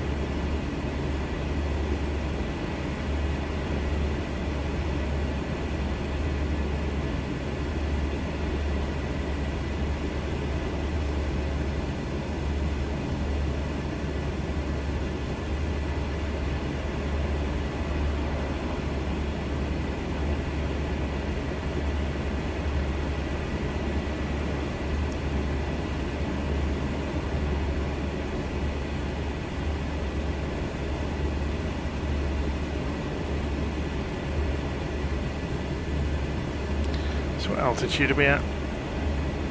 About 1,500 feet. just a little bit above that.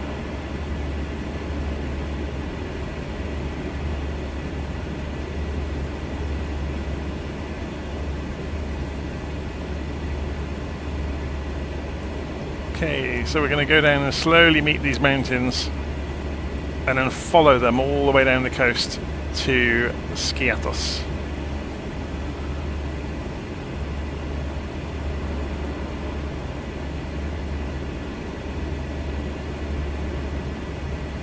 Until we get to the mountains, I'm going to get the autopilot back on. So, Edinburgh on, autopilot on, Edinburgh, altitude hold, and we're good to go.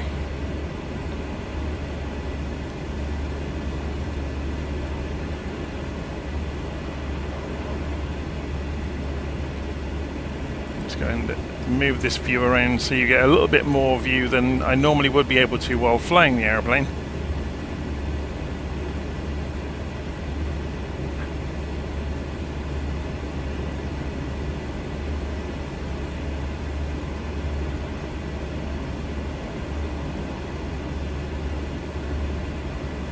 So we're still doing 180 knots even with the power and the RPM turned right down.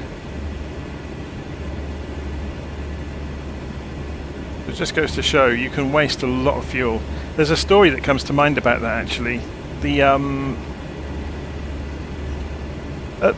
Towards the end of the Second World War, when the American P-38 pilots shot down was it Yamamoto? They shot down in the forest. He was being moved between locations, and they had intelligence. They thought it would be outside of their range with the P-38s that they had at at a distant airfield. But it turned out that the pilots of the P-38 Lightnings during the Second World War had been mismanaging the engines and not realizing, what they could get away with in terms of torque and RPM to maintain airspeed at various different altitudes. And some engineers from the factories building the P-38 Lightnings and some test pilots went out and instructed them and taught them how to manage the engines properly, and they effectively doubled the range of the plane overnight. Because they realised the air crews weren't using it in the most efficient manner.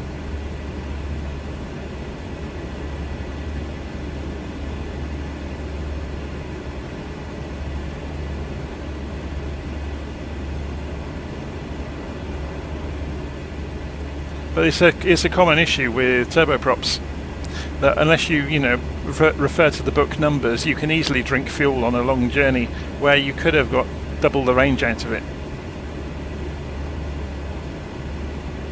And you can play with it yourself in the simulator, playing around with torque versus RPM versus speed at different altitudes, and you'll be surprised what you can get away with. It's finding that happy balance of lowering the RPM and getting the torque down but maintaining the airspeed, and it's not an easy combination to get right.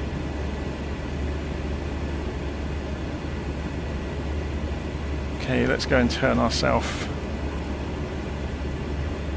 towards the edge of this mountain over here.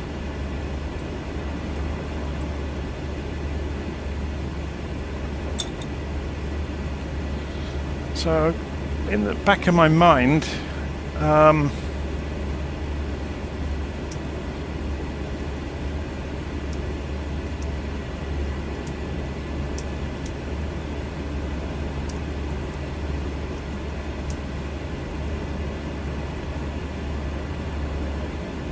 so it was Admiral Yamamoto.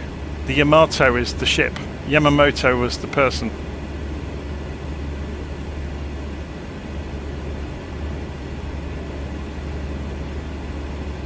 So, major angle in the live stream, you got it backwards. I thought you had, but I didn't want to correct you until I checked it myself. I doubted myself then.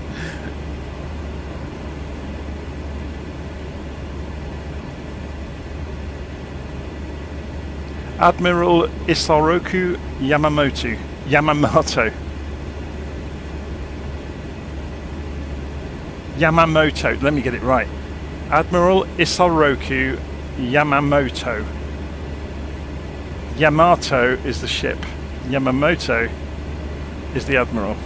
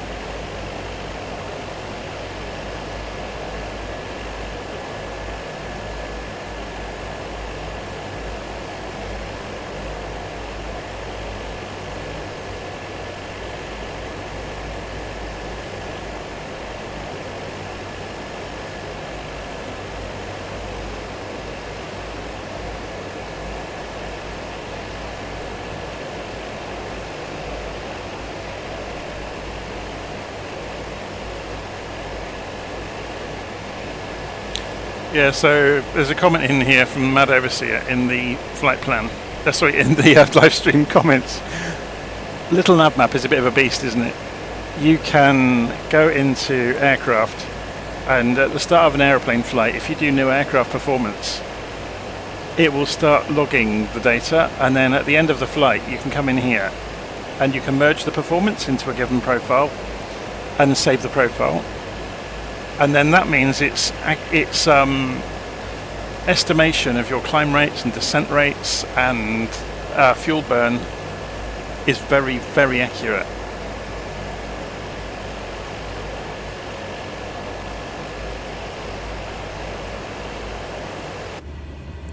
Okay, let's turn a bit further left.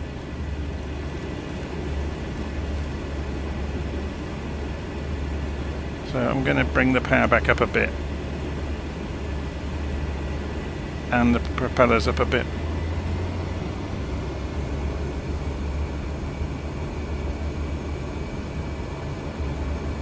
So you notice I've gone and given it about 20% more power, 20% more RPM. It's not making a huge difference.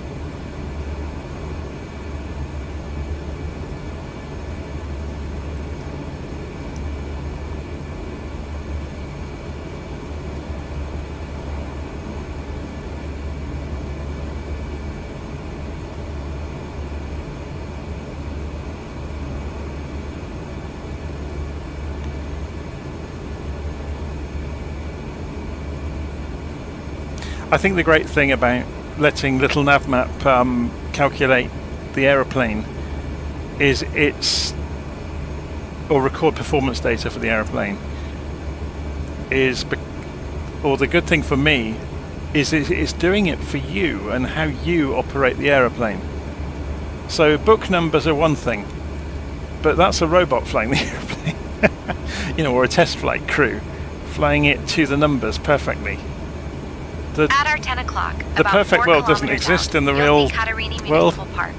This park is a lovely green space that provides a great escape for locals and visitors alike. Established to enhance the city's recreational offerings, it features walking paths, playgrounds, and plenty of areas to relax and enjoy nature. The park is particularly beautiful in the spring when flowers bloom, creating a colorful landscape. Interestingly, the park is often a venue for local events and gatherings, so you might spot families enjoying picnics or children playing games. If you're lucky, you might even catch a glimpse of some local musicians performing.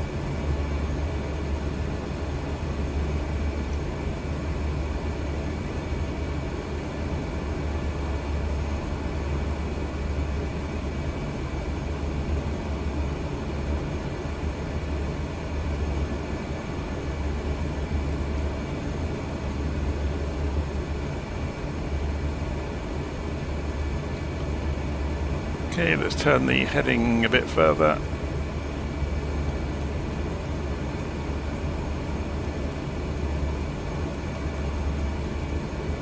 So we could probably take a bearing now to fly along the coast in one go. There's hardly any wind. So if we go measure, and if we said we want to fly about 138 degrees is going to do it, isn't it?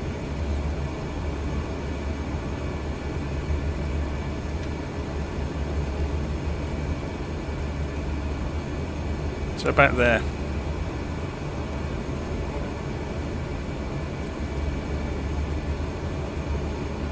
But that's based on this having not drifted. And it hasn't drifted, okay. I've got a keyboard combination which readjusts the HSI to match this. In older aeroplanes, this is probably slaving from the GPS to keep it accurate. But in older aeroplanes, the HSI is driven by a gyro. So if you go doing hard turns at all during your flight, or just, you know, while you're flying around, it will slowly drift away from the direction of the compass. It'll be pretty good, but it might, you know, you might be 10 degrees out after a few different turns. So that's why some of these, that's probably why that knob is here, look. Is it not doing anything? I don't know. That might be the slave button, I'm not sure. I have to read the book.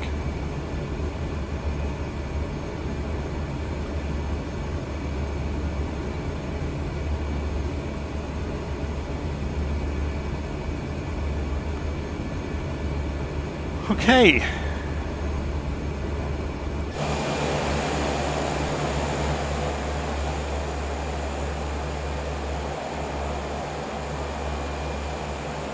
So we've got 70 miles to run down the coast. Excuse me. We could make this a bit more fun, I guess, if we went via the VORs, although it's an airbase at Larissa. It's not for GA planes to be visiting, and it's an army base. Stefanovikion. They love making their tongue twister names, don't they? Or difficult for me to say.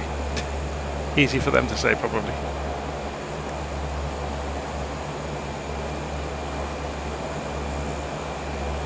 What is my aircraft weight? That's a good question. Let's go and have a look in here. So we're down to 60% fuel. We had lots.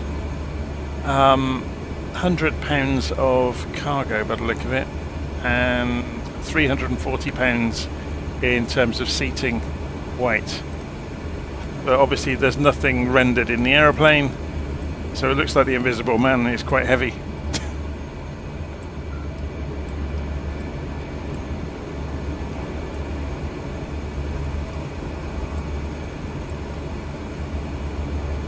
Okay.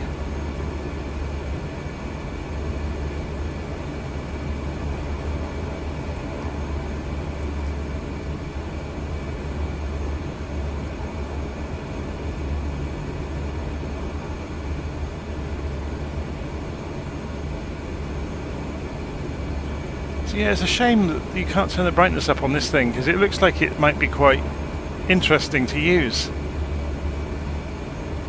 But the brightness, it just stays really dim.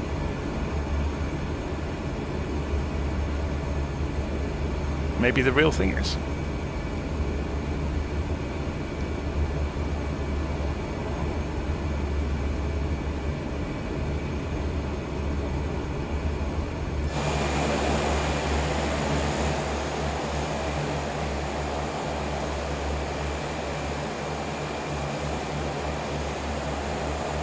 So let's have a look at this destination airport, see what we can learn about it before we get there. Skiathos. We do have a tower at Skiathos. Fantastic. There's a winery. There's a beach. There's a couple of different holiday resorts by the look of it. Actually, there's lots and lots of them, isn't there?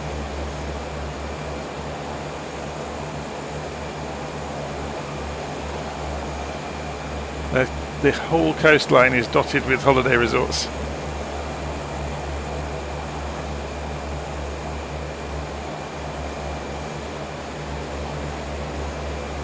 So just over to the right of it. At our 1 o'clock, about 4 kilometers out, we can see the Water Fun Park Neighborhood. This amusement park is a fantastic spot for families looking to cool off and have some fun in the sun. Opened in the early 2000s, it features a variety of water slides, pools, and attractions that cater to all ages. The park is particularly popular during the summer months, drawing in both locals and tourists. Interestingly, the park is located near the beautiful Neighborhood Beach, allowing visitors to enjoy both water park thrills and relaxing beach time. So, as we fly over, you can imagine all the laughter and splashes happening below. So all the holidaymakers.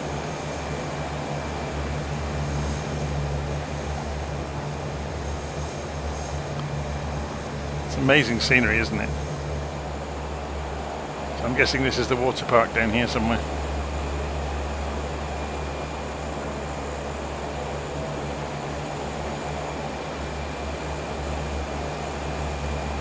Probably badly rendered in by the AI, or it was further back. May have even been way back there.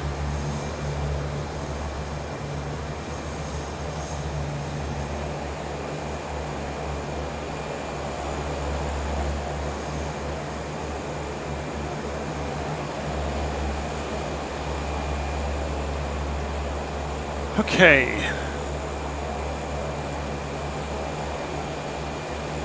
We're getting there.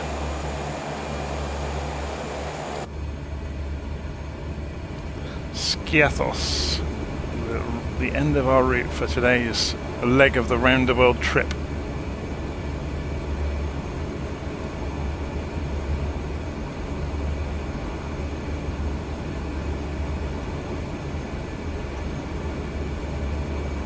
So if I go and load the flight plan up, I can tell you where the next leg of the route will be.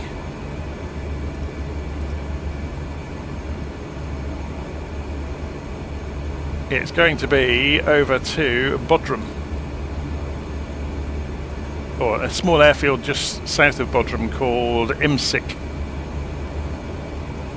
But we'll obviously do some island hopping along the way, I would imagine. Go to Chios, Samos. Now Chios, there's a mathematician there, wasn't there, that invented the ways of multiplying and measuring and dividing numbers. And I've forgotten his name. Somebody of Chios, obviously. That's going to annoy me now. I'm going to have to look that up just to bore everybody with it. I love maths.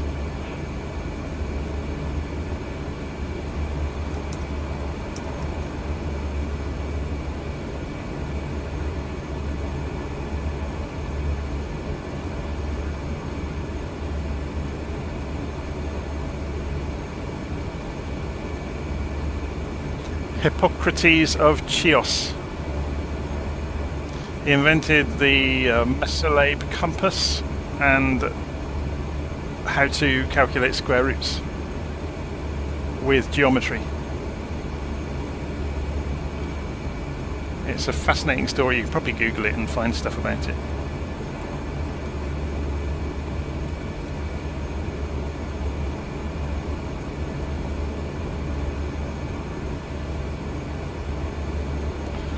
Okay, let's ask the tour guide what she knows about it. Hi Sarah, what can you tell us about Hippocrates of Chios? I wonder if she knows the story.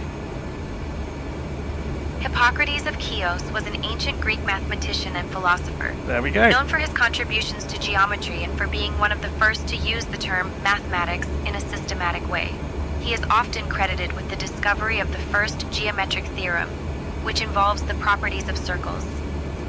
His work laid the foundation for later mathematicians and influenced the development of mathematical thought in ancient Greece. There we go. That's fantastic, isn't it? Hi Sarah, so we are on our way to Skiathos. What can you tell us about Skiathos?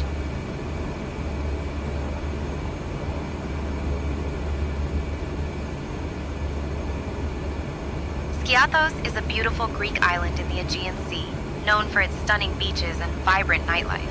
It's part of the Northern Sporades and is famous for its crystal clear waters and lush pine forests. The island has over 60 beaches, with Kukunari's beach being one of the most popular, often praised for its golden sand and picturesque scenery. Skiathos town, the main settlement, is charming with its narrow streets, whitewashed buildings, and lively waterfront. The island is also known for its role in the filming of the movie Mamma Mia, which has attracted many visitors eager to experience its beauty. So, as we approach, get ready for some breathtaking views. There we go. So Mamma Mia was filmed at Skiathos. I never knew that.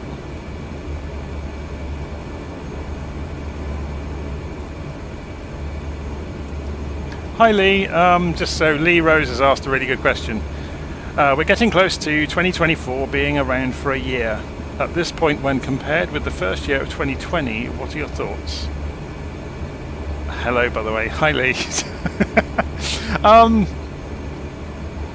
I think it's way better than a lot of people have portrayed it. I took the pain and just switched and removed 2020 as soon as 2024 arrived. I think people that had gone and bought special bits of kit for 2020 that only worked with 2020 have been furious that maybe that their stuff didn't work day one, which is entirely unrealistic. But also I think there's a very common misconception that 2024 is 2020 with bells on. It's not. It's a brand new simulator. Under the hood, it's an absolutely different animal. It may look similar, but it's not. The physics model is better. Everything about it is better, really. And people are just whinging because it's not 100% compatible with the old simulator. So they're claiming that what they have spent money on in the past should work. But there was no guarantee of that ever from Asobo. They said they would try to make old aeroplanes compatible, and they are still trying to do that. But the simulator itself, people forget as well. 2020 went through how many updates? 16, is it? I think it's fantastic. And yes, it's had its problems. There's bugs at the moment in Sim Update 2. So the most prevalent one being which isn't a damaging bug, it's just annoying. In the control configuration, it takes a few seconds to flick between profiles. And there's obviously tiny little bugs in the aeroplanes, but that's on the developers of the aeroplanes. That's nothing to do with the Asobo. But, just to give you some idea, let's have a look at this aeroplane. If you go close up to it, look at that. It's like a photograph. It's ridiculous. And look at the scenery. Those trees down there, if you get closer to them, you can see every leaf on every twig. It's madness. It has seasons. It has wind barreling over hills. It's amazing. It has dirt accumulating on the aeroplane while you're flying it. You can see on this look, it's actually quite filthy already. But so yeah, my view is, I know I get accused of always looking on the bright side of everything, but I think there's an awful lot of people whose cup is half empty as well, which doesn't help. But I think 2024 is fantastic. That's not to say it's perfect. It isn't perfect. But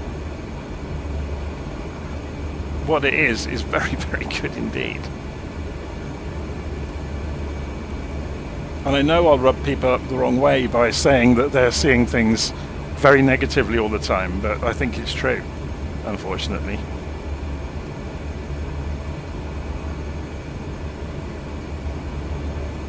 I mean, and the other thing that winds people up is if you refer to it as a video game. It is a video game.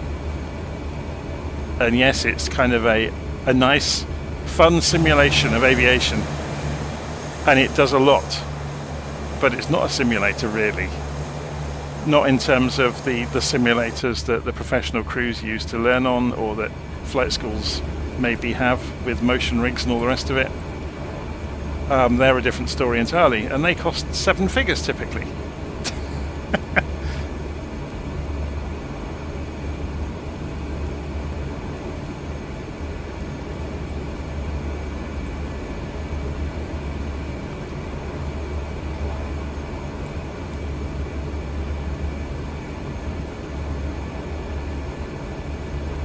So yeah, I think 2024 is fantastic. There's also, it's taking quite a lot of friction because it has moved on in terms of the requirements. To run it at its best, you need to buy the fastest PC that money can buy. And that has been true of games for decades. That now and again the games will move on, or software will move on, and the hardware you had 5 years ago won't cut it. But that's just progress. That's the way of the world, I'm afraid.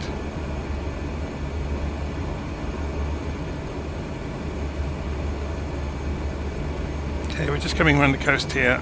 We should get the island in view in a moment.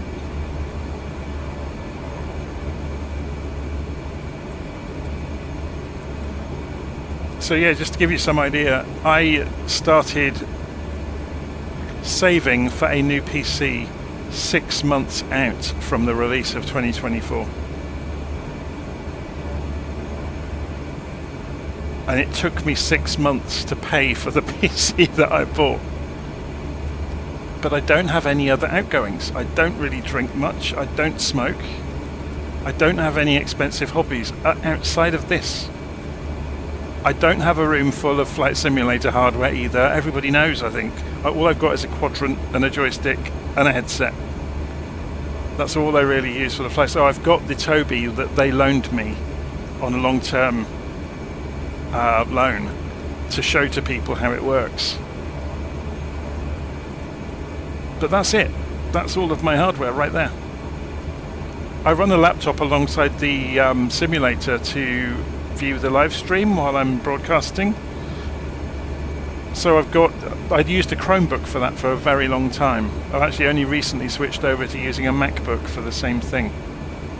But I could quite happily switch back to the Chromebook for that.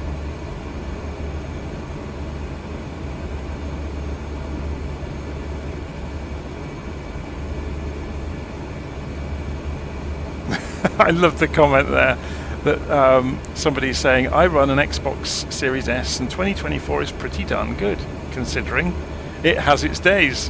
But so do I. I'm the same way. I think we all are.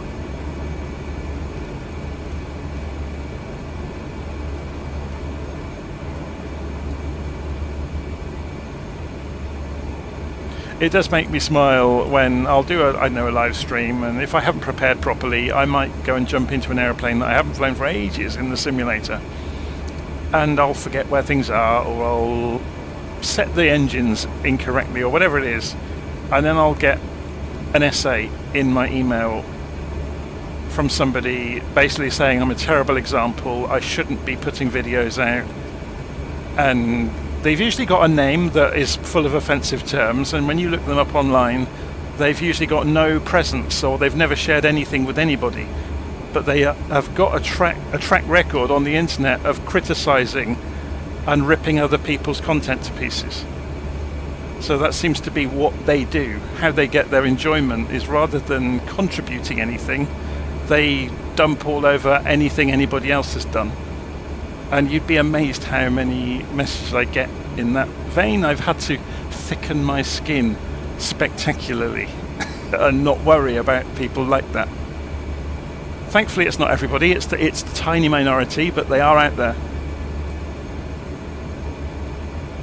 I think the most famous video that I had a terrible, or not terrible, it was a polarizing reaction from. I did the impossible turn. So simulating engine failure on takeoff, and oh my word, it was like poking the bear of the aviation, not just the simulator community, the aviation community, and people fighting and arguing with each other in the comments. I had to delete a lot of comments.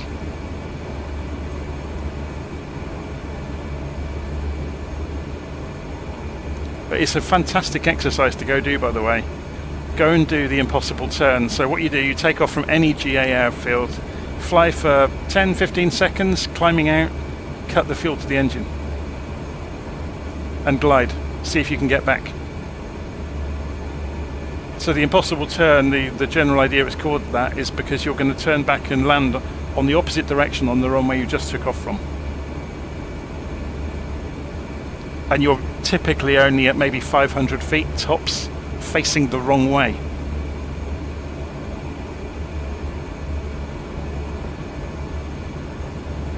And it's a really good exercise to see which aeroplanes can do it, which can't, and to look at the wind direction before you make any decisions.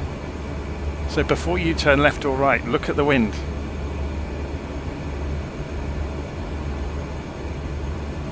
And also look for fields. So if you know you're not going to make it back, then depending on the aeroplane, look for a field. Yeah, Leah's just come in on the comments. I'd land in the field in front of me. It's a very valid answer. It's like some of these, I don't know, the doom mongers, and they've been all over the Air India flight, haven't they? All of the usual suspects. I've actually started unsubscribing from some of the big channels because of it. They see something terrible happen in the world and they just see pound signs in their eyes from the traffic they might get. And that all of the usual suspects turn up with their thoughts about the disasters. And it's just, it doesn't matter which disaster it is, you can guarantee they're going to all turn up.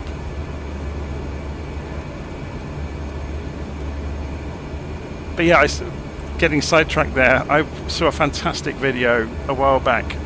I think it may have been one of the ones looking into the guy that crashed the ultralight plane on purpose. But there were some pretty educational videos that came off the back of it that weren't just, you know, what he did wrong or whatever it was. It was in that situation, what do you do?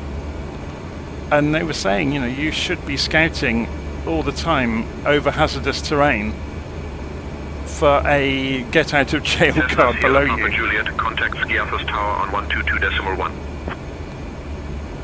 Contacting Skiathos Tower 122.1. Good day. Skiathos Tower, Cessna, Foxtrot, Oscar, Sierra, Papa Juliet, approaching from the north, requesting full stop landing.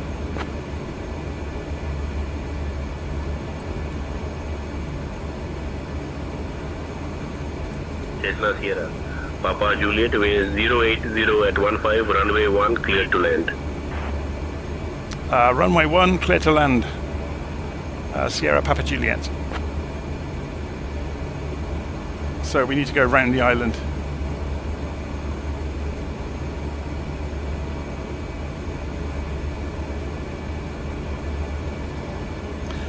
Oh, I don't know if anybody's seen this. The news only came out yesterday. Google has changed their rules on AI content. They are demonetizing it as of the 15th of this month.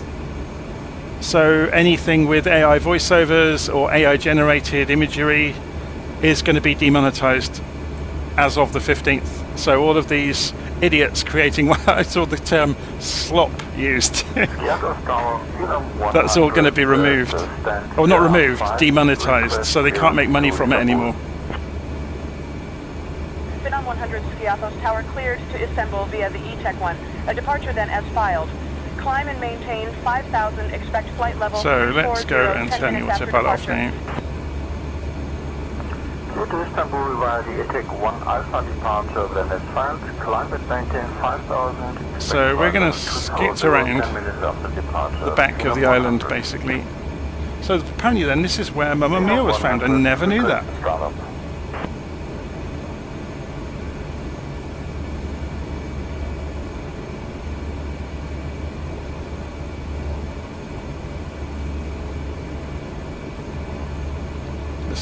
Just adjusting my positioning in the cockpit slightly so we get a nice view.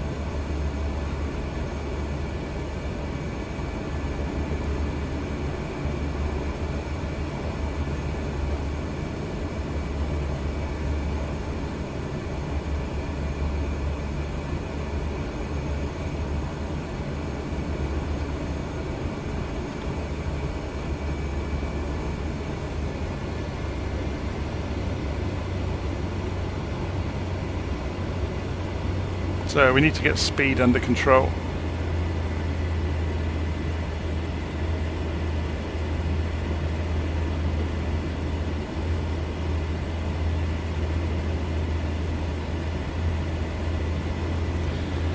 Let's have a little look on the radar. If we put this on, are we seeing any airplanes nearby? No, we're not, which is why we were given clearance to land, I guess. So the speed is bleeding off slowly.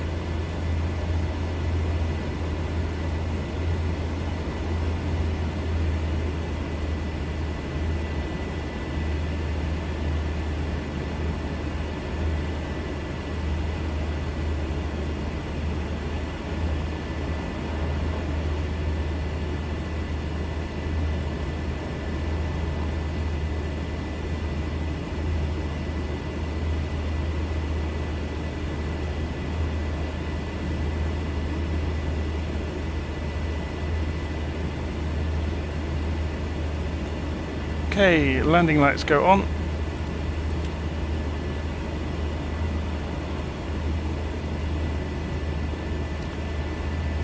Let's go and drop the gear. Skiathos Tower, Foxtrot 14, Foxtrot at pending 4. Request IFR clearance to Heraklion. Negative. Request IFR clearance to Heraklion.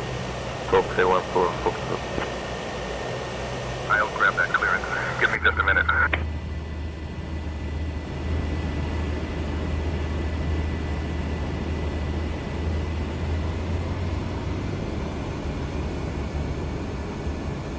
So I'm bringing the propeller speed up as we get closer.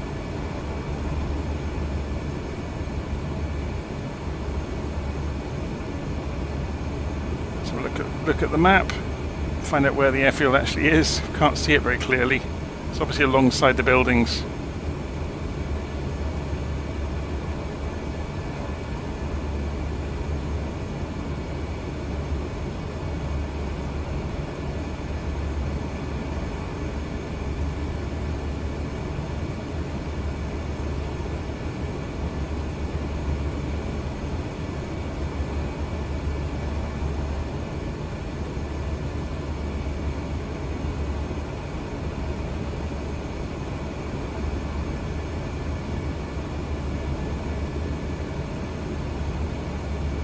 Don't think it has ILS, but we got very clear vision. No, there's no ILS, look.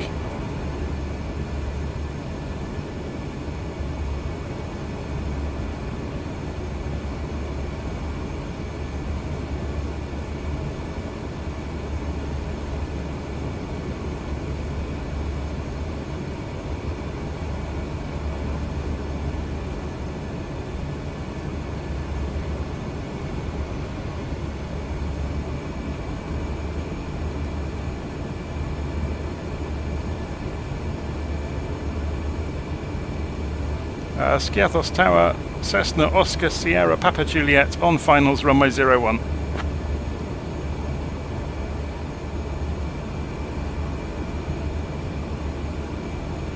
Cessna Sierra Papa Juliet winds 0. 50 at 10, runway 1 clear to land. Clear to land, runway 1, Sierra Papa Juliet.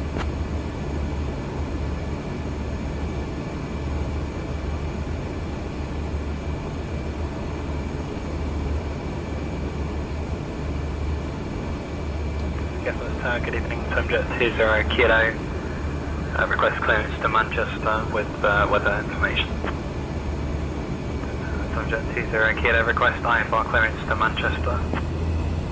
I'll grab that clearance, give me just a minute.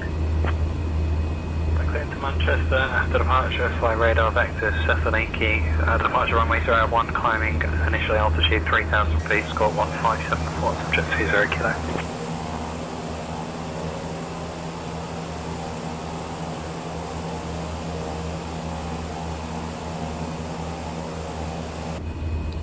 Better do this from inside, otherwise I won't be able to see where I'm going. So you can see we're a little bit high according to the Pappies, so we're going to drop. So pull the power, dip the nose slightly, no hurry.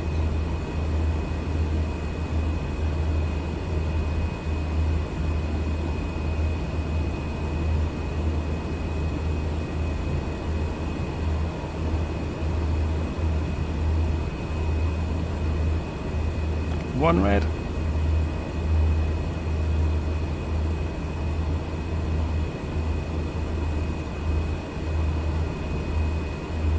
Two reds.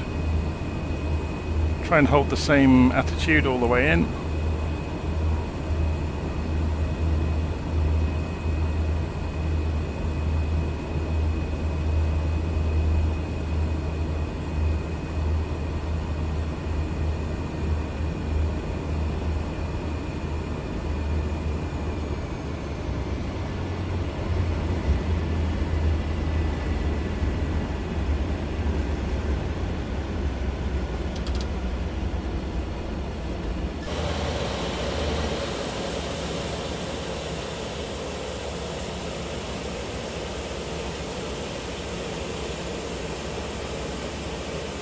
Cessna Sierra Papa Juliet, welcome to Skiathos.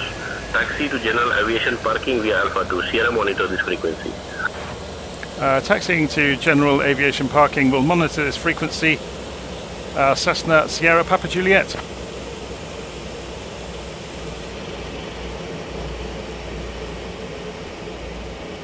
I'm guessing this is general aviation parking this side.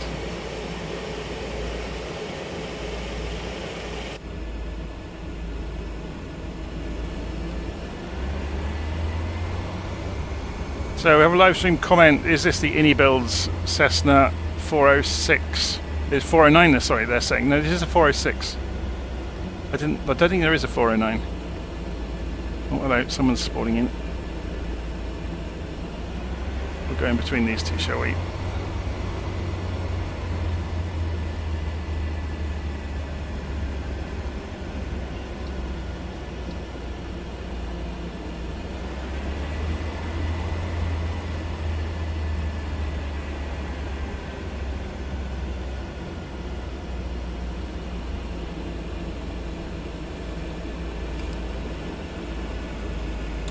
I can break on.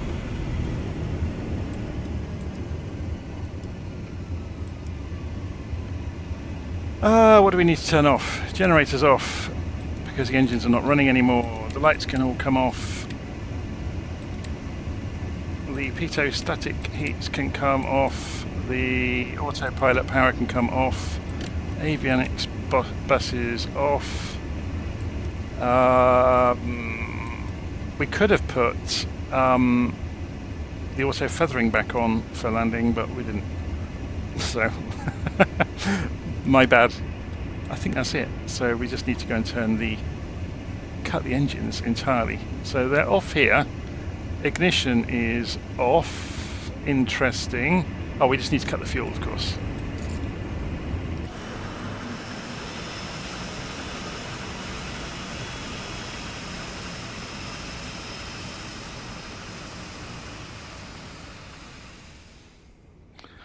There we go. So engines are off, everything's cold, and turn off the batteries. I probably didn't do that in the right order, and I'll probably get an email. That's what I was saying. But I'm not a real pilot, so I'm learning as I go all the time, and every day is another school day with aviation, and I think it always will be, or always should be. Anyway. Hopefully you enjoyed that. So that was a flight from Nice in Serbia down via Pristina and Skopje and Thessaloniki down to along the coast, then down to Skiathos. That's the next leg. That was leg 7, I think, of the round the world trip that I've been doing. So the next leg is going to take us over, as we said on the map, over towards the southwestern coast of Turkey. So it should be good fun. Okay, see you again soon. Take care. And as Lee says, hit the like button and subscribe. And go and subscribe to the blog. And go and buy some of my procedures. See you soon. Take care.